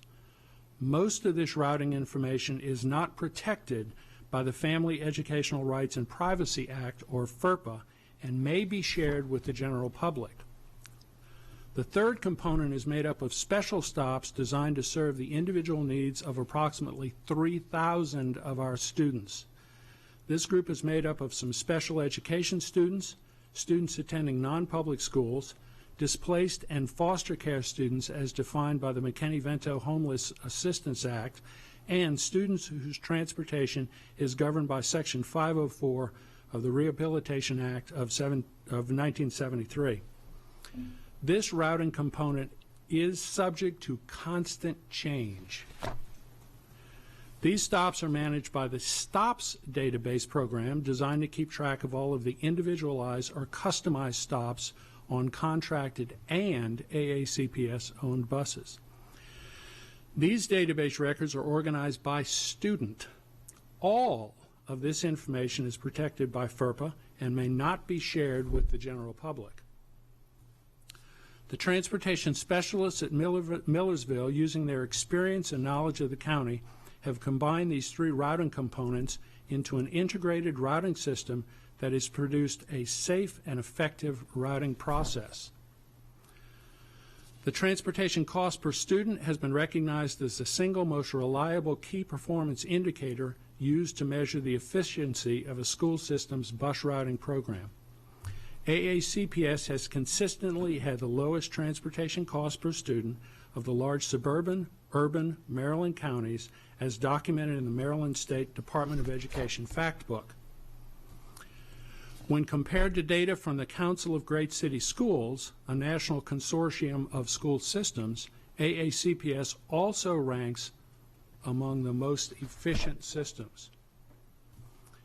In preparation for the 2015-2016 school year, the transportation staff processed 3,088 route changes during the summer months. During the 2015-2016 school year, they also processed 2,555 substantive bus route changes, averaging approximately 14 a day throughout the year. The number of changes during the first 2 weeks of school averaged approximately 50 a day. These numbers represent the typical volume from year to year. For various reasons during the school year, the specialized individual bus stops for 880 students were no longer needed and were removed from the service. During the same period, there were 89 mass changes of bus numbers to accommodate ridership changes. All of these changes then needed to be communicated to contractors, drivers, schools, students, and parents in a timely manner. Routing is a job of continuous change, adjustment, and communication involving the entire transportation office. One component of the current routing method that contributes to the comparatively low cost per student in Anne Arundel County is the dovetailing of special needs and regular work on the same buses and trips. Most school systems segregate this work to a greater degree on two different fleets. An added benefit to our routing method is that it better meets the requirements for least restrictive environment for special education students.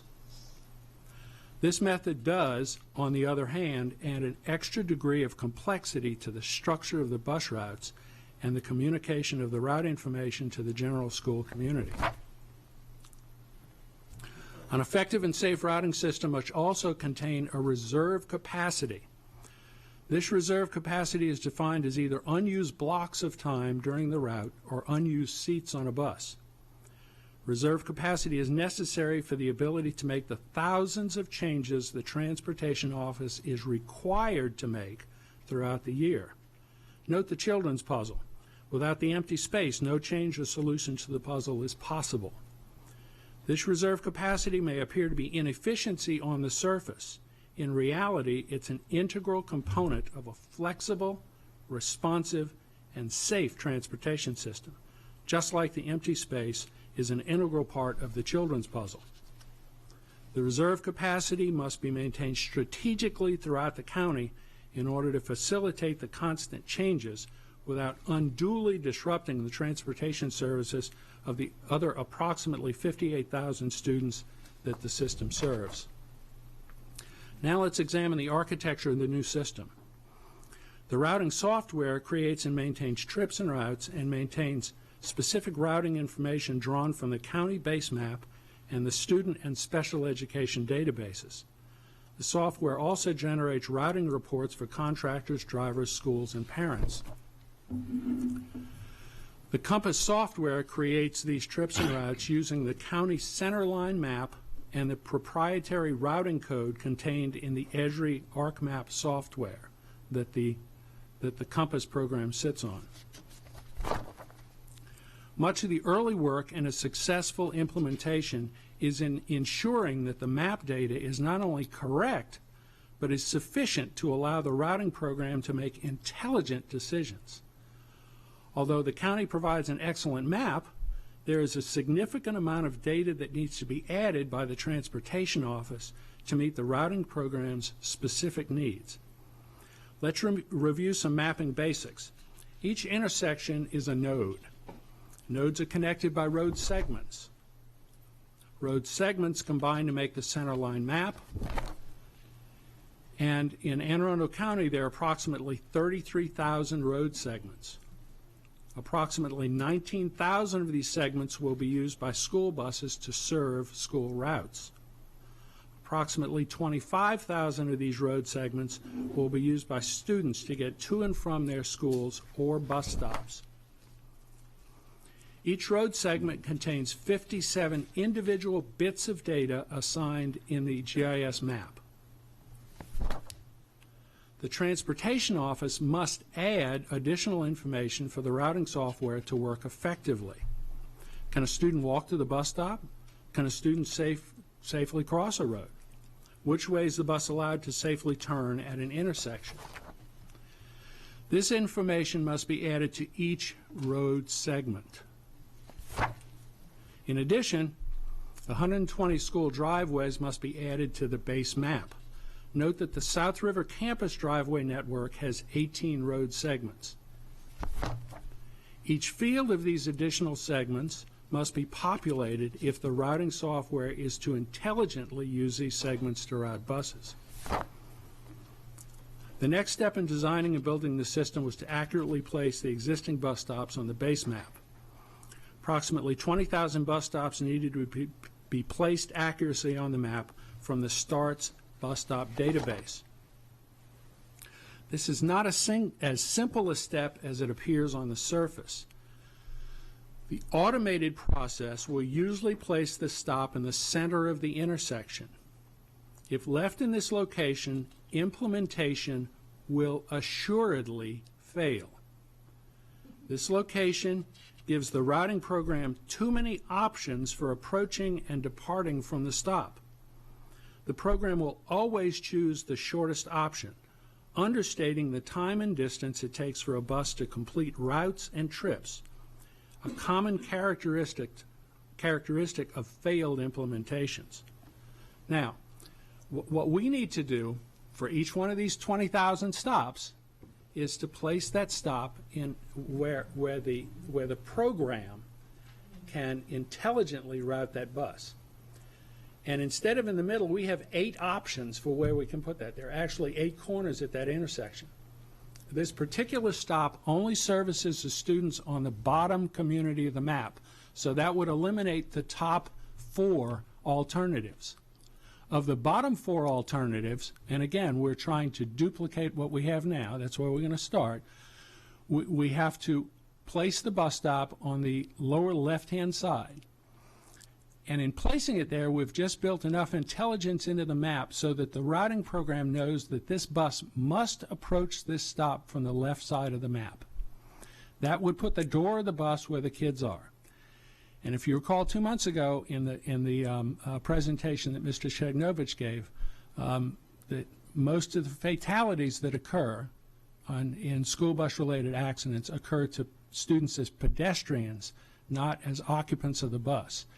And of those, what was it, 18 a year, and 12 of them were fatalities of pedestrians.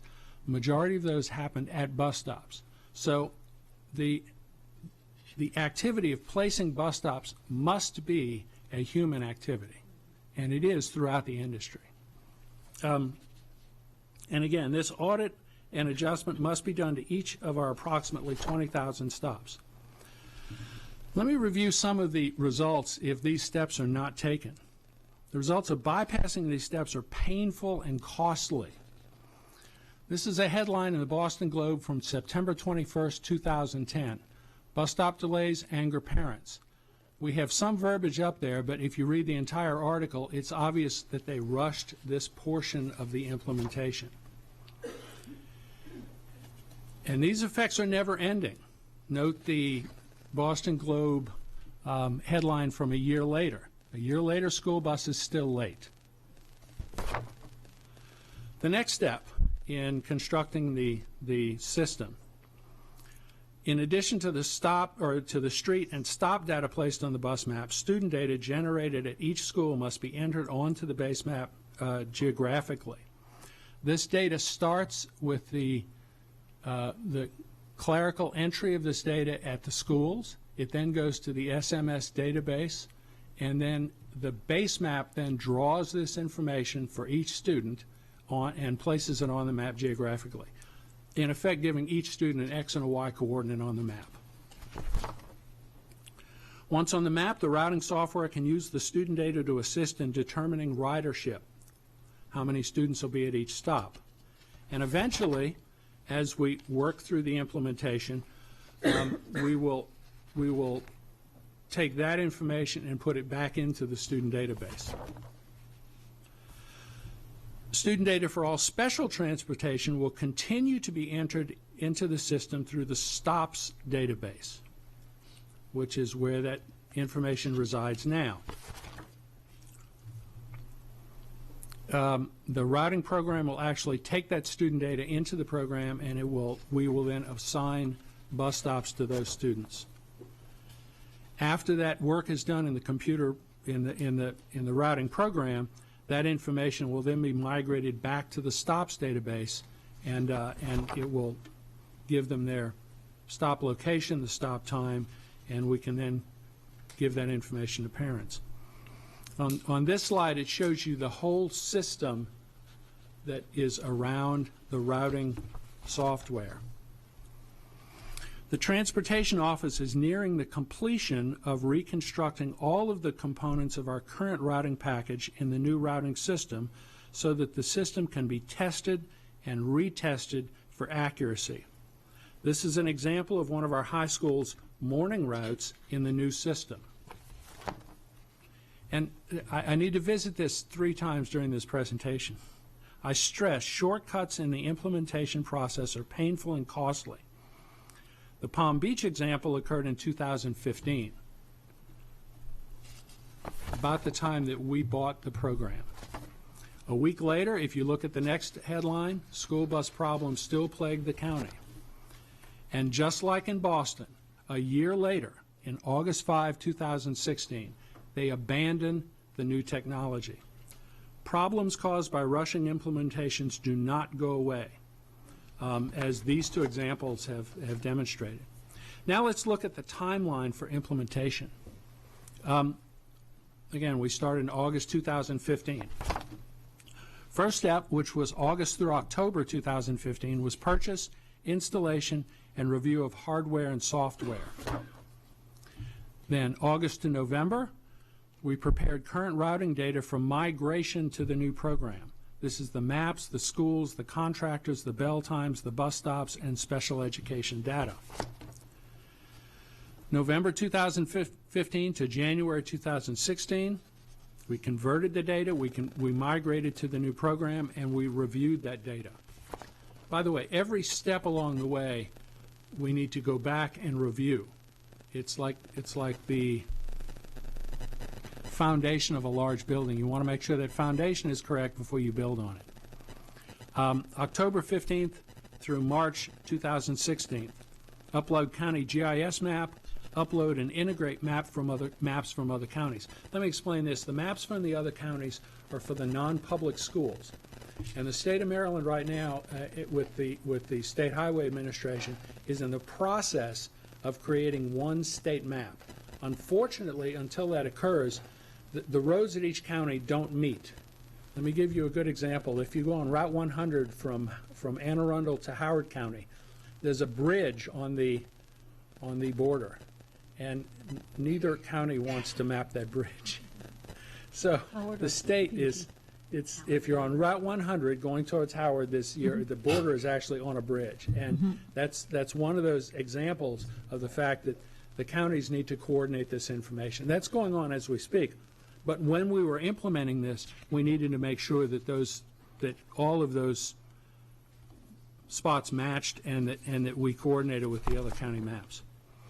Next, December 2015 through March 2016, geocoding training. The staff in Millersville is extremely competent at routing. They're not experienced at using this form of routing. And one of the other problems with implementations is that the staff in the failed implementations has not been given time to digest, learn, and become accomplished at routing. Remember earlier in my presentation I talked about the number of changes we're making, and we're making them at 14 a day. If the staff is not accomplished at doing this work, we are going to get backlogged on that very, very quickly. So some of the time that since we bought the program and now, the staff has been getting up to speed on this, so that when we do fully implement the program, the staff will be competent at making these changes. Next, January through June 2016, identify and upload hazard layers. Now, the hazard layers were the layers that I said we needed to add to each road segment, which was, can a student cross this road? Can a student walk along this road? Can the buses make certain turns? At this point, I want you to notice that at the top of this implementation, there are two different colors. The blue areas are the areas where the Transportation Office has actually worked with, in close conjunction with, information technology and the student data folks and the county GIS. So that's the places in blue have all been a team effort between various departments and agencies. Next, March 2016 to April 2017, which is present. Audit and edit bus stops and combine the bus stops into trips. And we're right at the end of that process, and we're fairly confident of where that process lies.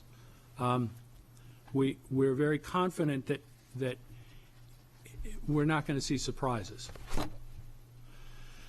Moving on from here, what's in the future? May 2017 to September 2018. We have May to August, create reports in collaboration with contractors and drivers. There are some canned reports that come along with this program, but like most canned programs, we need to write our own reports. And we're in the process of identifying exactly what drivers and contractors would like to see in their reports. Since they're the end users, we need to be very sensitive about what they like in their reports and how they want those route sheets formatted. Next, May 2017 to August 2017. For the second time now, we will parallel the summer school and ESY routes on the old and the new system. We did that to some degree last year. We weren't in a position to do it fully like we're going to do this year. So the summer school routes will be paralleled on the old and the new system. August 2017 through ... distribute traditional routing information at the beginning of the year and phase in the reports of the new system after the beginning of the school year. It was determined that it's best done that way because for everyone involved, bus drivers, contractors, transportation office, school officials, parents, and students. Beginning of the year is a stressful time, and it's not the time to spring something new on folks. It's back there. This routing program will be in operation at that time, barring any unforeseens between now and then. But we want to do the reports on the old system so that we get through the beginning of the year with a good comfort level. Then after we finish the beginning of the year, we'll start to phase in the new reports. And the last thing on the timeline I'd like to discuss is 2017-18 school year, parallel new routing systems with the old. We'll begin doing the what-ifs for efficiency during that period of time, after the beginning of the next school year. And I think that, yes, let me move on. I need to hit this one last time, and I will give you 3 examples of this. There are many, many examples, and I won't mention names on 2 of these. One actually happened to a large county in the state of Maryland in 2002. And I know the folks that went through that, and I know the anatomy of that failure. And that's why we're trying to take as much time as we're taking. The other one is happening as we speak in a second major northeastern city. And I won't mention which one because it hasn't hit the newspapers yet. But the Roanoke story, the Palm Beach story, the Boston story is happening as we speak in a second northeastern city. So I want everyone to understand why we have been taking our time with this process. We want to deliver a successful implementation to Anne Arundel County. We don't want to have these headlines with Anne Arundel County.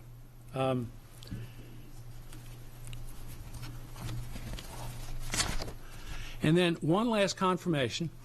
The National School Transportation Specifications and Procedures, which is adopted by the 16th National Congress on School Transportation, meets every 5 years. Anne Arundel County, as far back as I can remember, has always had a representative at this Congress, whether it's staff from the county office or whether it's one of our contractors. It actually states, and this has been in the specifications for at least 15 years, it's important to make sure that before implementation, transportation staff analyzes any computer-generated routes because they will almost certainly need some level of adjustment. Now, it's a very casual statement. It's a very simple statement. What's behind that is take your time. Review everything. And that's the process we've been in for the last 20 months. Thank you. We'd love to answer questions. Thank you. That was a very thorough presentation, and I can tell that we're in good hands with you and your staff. Thank you. And I know it's easy to armchair quarterback everything. When you're not involved in it, you don't understand the details, and I appreciate you sharing all that with us today. I know we have some questions. Mrs. Burge? My question is somewhat related. I appreciate this. This is phenomenal, and I know that this is going to help a lot of people understand why we didn't just plug and play. Right. Which, you know, I've tried to explain to people, and usually they just get angry at me when I tell them why we can't just plug and play. But one of the complaints that I hear a lot is that we're not efficient because they see empty school buses going on routes. Well, it seems like one of those issues could be not related to the school bus routing at all, but could have to do with the fact that some people choose to drive their children to school rather than putting them on the bus, which is not necessarily something that the school system can control. And I'm wondering if there's any sort of a policy answer to, I mean, can you give away the seats if someone chooses repeatedly not to put their children on the bus, or do you always have to keep that seat available in case that child eventually wants to get on the bus? Because I know that a lot of times those empty seats are due to children being driven who could be on the bus. Right. Very good question. We don't leave a seat for every student. We route buses based on historical ridership. Now, when all of the numbers shake out, which takes some time, we'll be able to have better insight in assigning buses to stops once we use the new program. But I want to go back to the part of my presentation that said that we are considered one of the most efficient systems, and this is why I added it, we need that reserve capacity because of the number of changes we make. But yes, the new system will allow us efficiencies. A word of caution. Software representatives will love to tout the fact that their software was used to show dramatic changes of efficiency. And that's true to a point, but it's only half true. Software programs will sharpen the focus of your efficiency. They won't give you a different picture. When software programs have been used to implement dramatic efficiencies, it's because transportation offices recognized that they had a problem with efficiency. In other words, that problem was already recognized. That the software doesn't give you a dramatically different picture than what you already know. And we know that we run a fairly efficient transportation system. And I don't want people to misunderstand that and say, well, you can still improve. Absolutely. And that's why we're looking forward to having this, is to gain even more efficiency. But the fact is, the programs don't show you a different picture than you already see.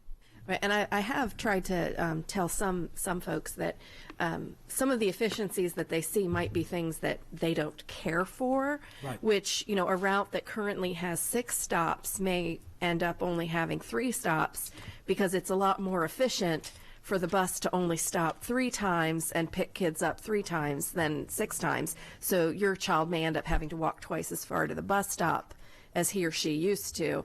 And yes, that will save us time and money. And that may not be what people are thinking of when they think of efficiencies, but that's an efficiency. And that's the kind of thing that the software program may tell us to do, that we're doing too many bus stops. And people need to be ready for the efficiencies that the computer program tells us about. I swore I would not bring that up, but I'm glad you did. And if you can see, Mr. Sheknovich is shaking his head. So thank you. Mr. Gilliland. Thank you again, Madam President. And, I really want to thank you, and I echo Mrs. Korbelak's comments that I really appreciate the thoroughness that's in this presentation, and certainly how this has evolved. And I had 2 questions that I was going to ask, and I think the early part of what Mrs. Burge said nailed that, about the unknowns of the students who drive or whose parents may drive them to school in another way. The second is, I know it was mentioned in some of the, even that last slide that talked about the manual manipulation, or I'm paraphrasing, new traffic issues or new traffic patterns that may emerge. For instance, a new development, 150, 200 townhomes, pops up somewhere. Certainly that changes, the traffic dynamics in a particular area. How certainly, a routing system's not going to capture that. And quite honestly, we know horror stories of certain roads throughout the county, and we know stay away from this one between 7 and 8, or 8 and 8:30, whatever it may be. But how is that feedback brought back to your department? Is it just captured by drivers just complaining about, stay away from route whatever, or whatever the case may be? You've given me the perfect opportunity to brag on certain people in the transportation office. The specialists and the OTs, the operational technicians, are on the road constantly. And one of the parts of the learning process, the learning curve in using these types of programs, is that there's an assumption that the times are going to be generated by the speed limit on the road, or like Google Maps, who actually show you where the disruptions are, You know, you look at Google Maps and it'll say right now as we speak there's an accident here or a road delay here. I want to remind everyone that they spend millions of dollars in the technology that allows them to do that. That's well beyond the capacity of any school system. The art of determining the times is just that. It's more art than science. And in going through the learning curve of using these new systems, transportation staffs have to learn the most effective way of assigning times. Just like you said about certain roads, the classic example is the 1/4 mile around each one of our high schools. If you drive in at, and I'm going to pick times, but if you drive in at 7:03, it takes you 2 minutes to get that last 1/4 mile. If you get there 5 minutes later at 7:08, it takes you 20 minutes. Okay? So yes, those are, we assign those times based on our observations, and each specialist knows their area. They know where those are, and as new communities come online, believe me, we're out there looking.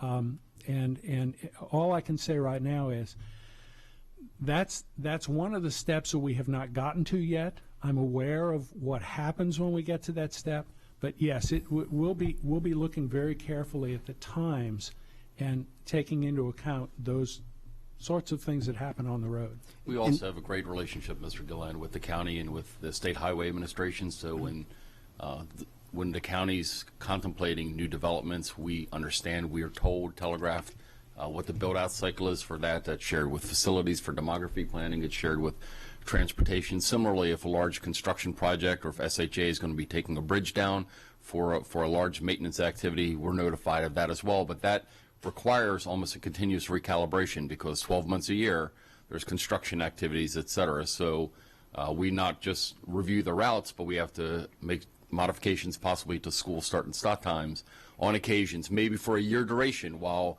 a particular construction activity is happening along a segment of Central Avenue, et cetera. We'll take that into account. We'll make that adjustment. The next year when the construction activity is over, we can maybe bring that school back. So between facilities and transportation, we are in constant dialogue with Department of Public Works here in the county and SHA.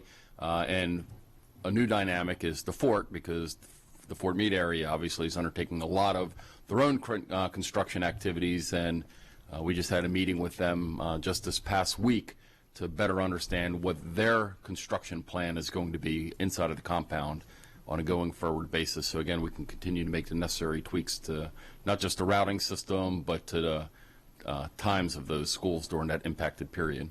And I appreciate that. One quick follow-up just on those lines. So you mentioned Fort Meade. If there's a new security issue, for instance, I know we had that last year. Correct. But even a new community, starts having increased traffic patterns or whatever the case may be. Once we publish those times, let's say in August, we know what our bus times are, and students know be at the bus stop at X time. When there's a need to shift mid-year, are we able to do that, or do we have to wait until the following year? Historically, we've not. Historically, we put out essentially a tentative start and dismissal time. That's already gone out this year, and then just traditionally around the middle of June, we'll give schools the last run of it. So we'll make any other adjustments because we want them to be able to telegraph that to their faculty members, to the school community in those end-of-year flyers. If something happens to us mid-course, if it was drastic, if we really did lose a bridge segment like they did in Atlanta, we would obviously have to make some real-time decisions at that point in time. But again, a lot of these projects have a longer planning horizon, so we actually have a pretty good understanding of when they're going to start up and end, assuming that budgets hold up, that there's no unforeseen conditions. And specifically, though, not so much the school start time, but the bus pickup time. Is there latitude? They're correlated. I mean, they are correlated, but we do make adjustments Yes. to the pickup times, they're much easier to move than the school start And time, that's what I was yes. asking. So we can do that mid-year if Yep, and we there's do. Okay, I thank think you. Mr. Douglas talked about the thousands of adjustments that we make, and some of those are not of the school start time, but the actual pickup time may need to get moved back 3 or 4 minutes or accelerated 3 or 4 minutes. Ms. Sasso. Yes, I just have a question. Has the clerical entry for all of these stops already been entered into the software? Is the software already? The stops are in the software. Where? Yes. Okay. Thank you. Mm-hmm. I don't have any other board questions. I have one card. Lisa Van Buskirk.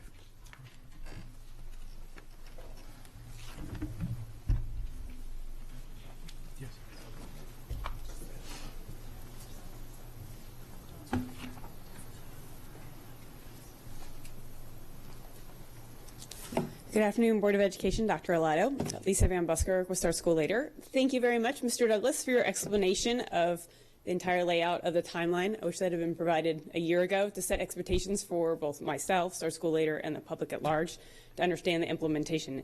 What we were beginning before was rather generic timelines that we didn't really understand. So thank you very much for that. I do have a few questions about it. So if I'm understanding the timeline correctly, in like November 2017, is that when the software could start being used to evaluate some start time scenarios, create some budget examples that then could potentially be incorporated into the budget cycle for next year? And then I was wondering about, in your September vote for the 13 to 50-minute shift, part of Mr. Grannon's amendment was to ask for a report back on the schools that start after 4 o'clock. Have you guys received the report back? I know that last month the tentative times were published, and Mr. Moser had promised that some kind of report back would be happening now about whether any changes could be made to that. So I'm questioning that. And so perhaps a ridership survey would be helpful in evaluating those empty bus seats. Those were just a couple of thoughts I had.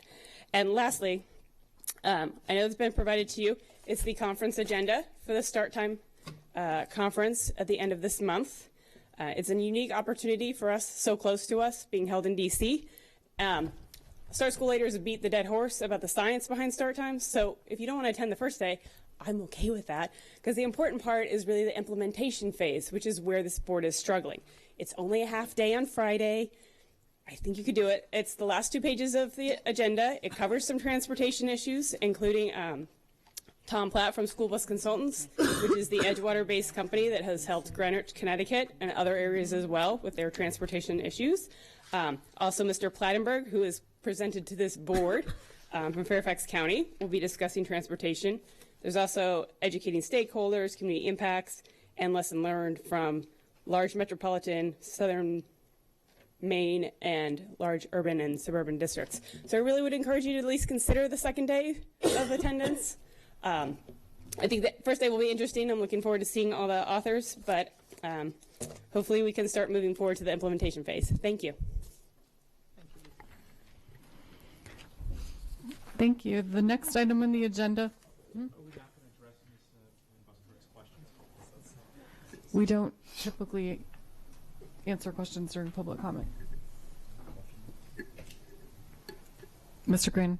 I'd like to ask the same question that is actually reporting back to the board about those schools. I'm not sure what how you would like it reported back and best to meet your needs, meet the needs of the board. Up to this point, as I've met with staff throughout this timeline, we've not found any efficiencies that would allow us to change those late schools. The latest schools, if you remember, we had this conversation, were Mead Heights and Hebron Harmon Elementaries. Those are the ones that were furthest past 4 o'clock, and those are the ones that we were looking to find efficiencies, along with a couple of the middle schools and J. Albert and Moss academies. And so we've not been able to find any additional monies or efficiencies to bring those schools back closer to 4 o'clock. There's been no change up to this point.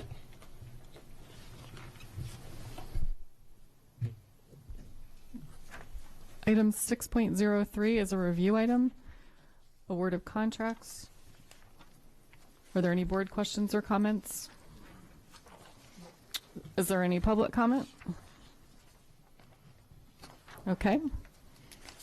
And then the last item on the agenda is 6.04, also a review item, the Chesapeake Science Point Public Charter School enrollment increase request.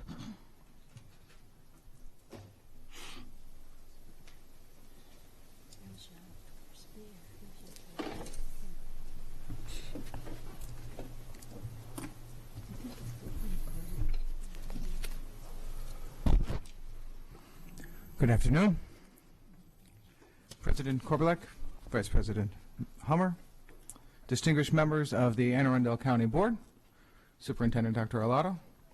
My name is Mark Sutherland. I'm the Director of Community Partnerships for Chesapeake Lighthouse Foundation. I'm here with my CEO, Mr. Karaman of the Chesapeake Lighthouse Foundation. We are CLF, who's running Chesapeake Science Point and 3 other STEM schools in Prince George's County, all of which are public charter schools in Maryland. CLF is the operator for CSP. I'm glad to give any information now and in the future, as well as to invite you all, or separately as you wish, to our central offices.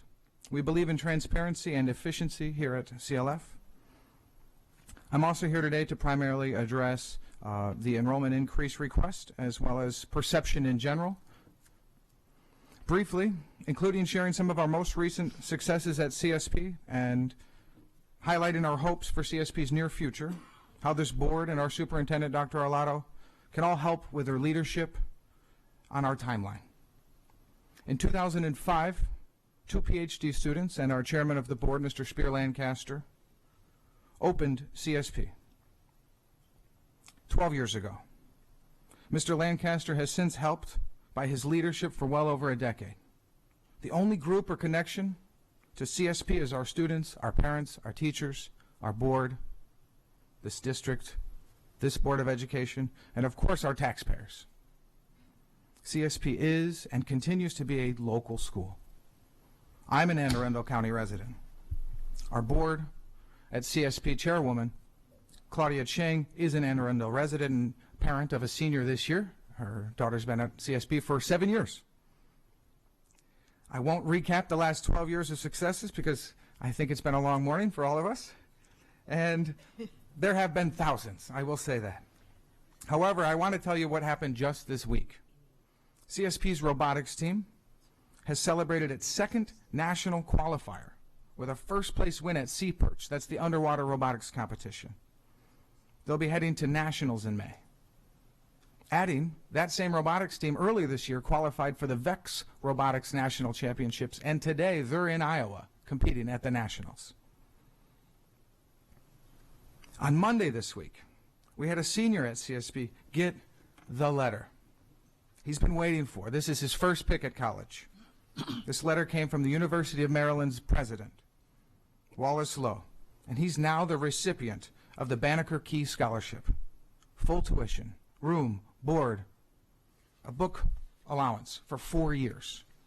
Estimated around $95,000, but if school cost goes up, so does his tuition cost, and so does his scholarship money allowed. You can imagine that household's happiness right now. Last month, the Capital Gazette actually covered 3 of our CSP students as student achievers, publishing their GPAs. They were so high, some over 4.0. In that same month, another CSP student won 2nd place at the Grant Award for the Anne Arundel County Community College, County Science Fair. They'll represent AACPS at the Intel International Science and Engineering Fair in Los Angeles this May.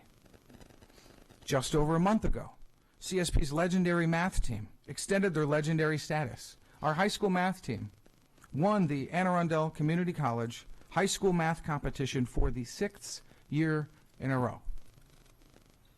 On that same day, our middle school math team won the Math Counts Annapolis Regional Competition for the 9th year in a row. Nietzsche has ranked CSP as the #1 public charter school for high schools in Maryland this 2017. The connection between a charter school's success, demand, and enrollment increase is evident in our waiting lists. We believe we can do better. We are proud of our student successes. We know it makes you proud as our county school board members too, because these are your successes too. Be it North County, South River, Severna Park, the New Crofton High School, or Chesapeake Science Point, schools with excellent programs and a choice for county residents are the momentum for our taxpayers. CSP has a huge demand, a long waiting list, and they've earned it. School enrollment increases are requested to meet public demands. We have county council members, high-level board members, low and mid-income families, all asking why we don't have space for them. Chesapeake Science Point is a part of this county and school district. We all share the success because it does take a collective effort to achieve exceptional results.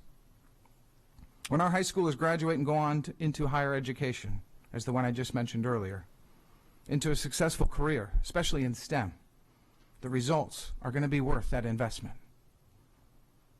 Education is expensive. Financially, a public charter school should not be seen as a budgetary burden. Tax dollars from taxpayers are individually allocated. The dollars follow the student, be it Monarch, Crofton, North County, CSP, Meade. Families move around the district. The tax dollars go to that school. The important thing we can all do is strive to keep our families in Anne Arundel County. We have more students on CSP's waiting list than enrolled at CSP. We're doing our best to expand, but our community expects us to inform this board and their demands to attend CSP.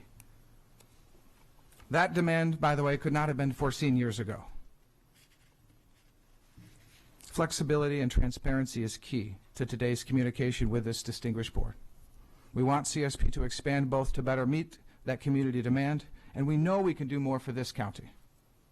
We've expressed to Superintendent Dr. Arlotto that we will work with him on planning our expansion timeline so it's to remain in harmony with this district, with CLF, with CSP.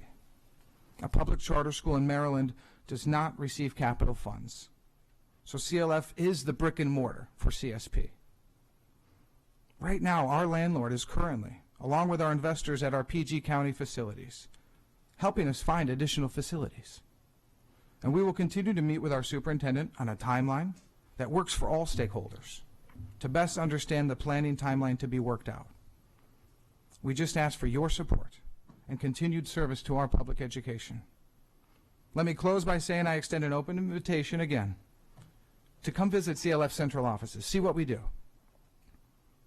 I will openly share information with you, answer any questions to this distinguished board, whether you have them now or as they come. Thank you for your time. Thank you. Mr. Granite? Are your full comments part of the record? Have you submitted them? Your written comments? I'm happy to. Can you do that, please? Yes, absolutely. Thank you. You said there was some data that you would address if we had longer time, or if we had close to much time. I'm just curious, do you all have some quick talking points on the standardized testing achievement scores of your students versus those of the general population? If that's something you could address, I'd be curious to hear that. I am happy to do that.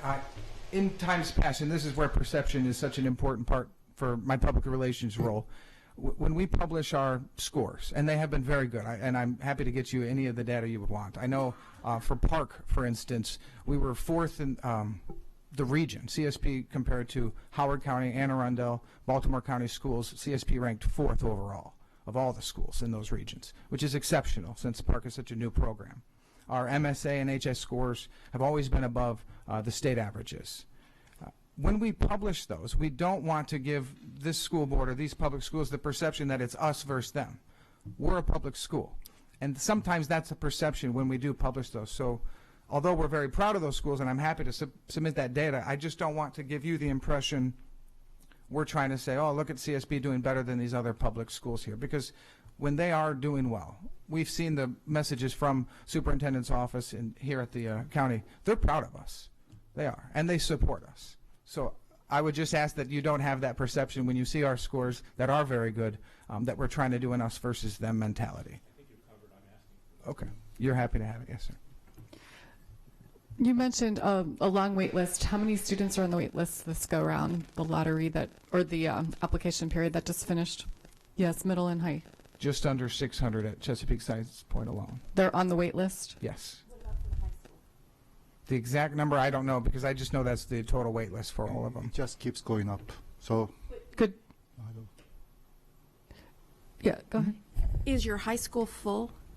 Yes, we are at capacity, For the and high most school. of our openings will be taken by siblings, and that's Okay. that's the difficulty. Can I clarify on Yes, this? sir.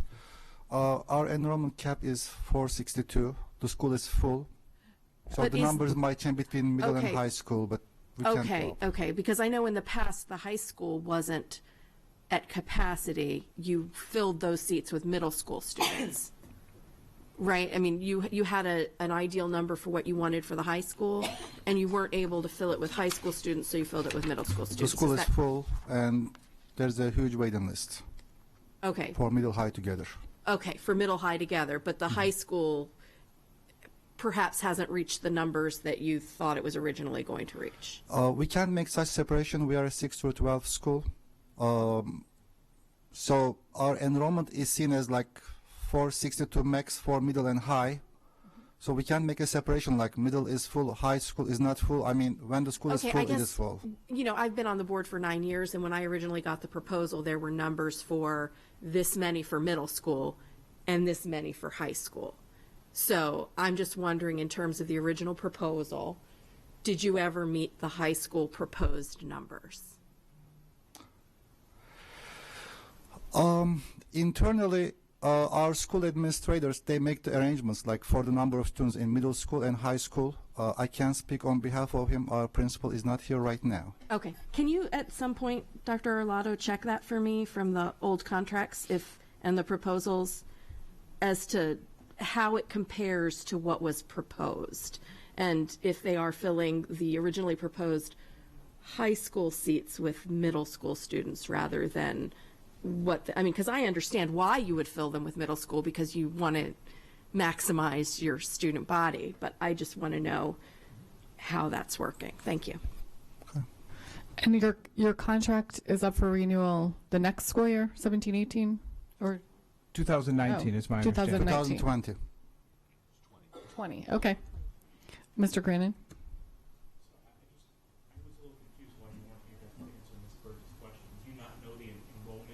Grade level? Actually, I'm trying to answer. Here's my point. We can go up to any number right now. What's the enrollment, sir, at each grade level now? Specifically, I don't have the charter in front of me, but the school has the flexibility to make changes for the grade levels. At each grade level now, roughly? I don't have such information with me right now. Can you provide it to us? Yes, I can, Thank for you. sure. I will. We can work together. Are there any other board questions? Any public comment? All right. Thank you for coming. Thank you. Thank you very much.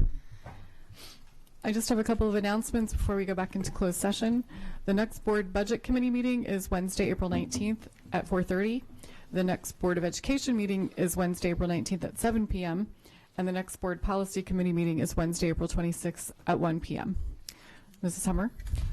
I move that we go into closed session to conduct collective bargaining negotiations or consider matters that relate to the negotiations. So moved. All those in favor? All right. This portion of the meeting is now adjourned. Thank you.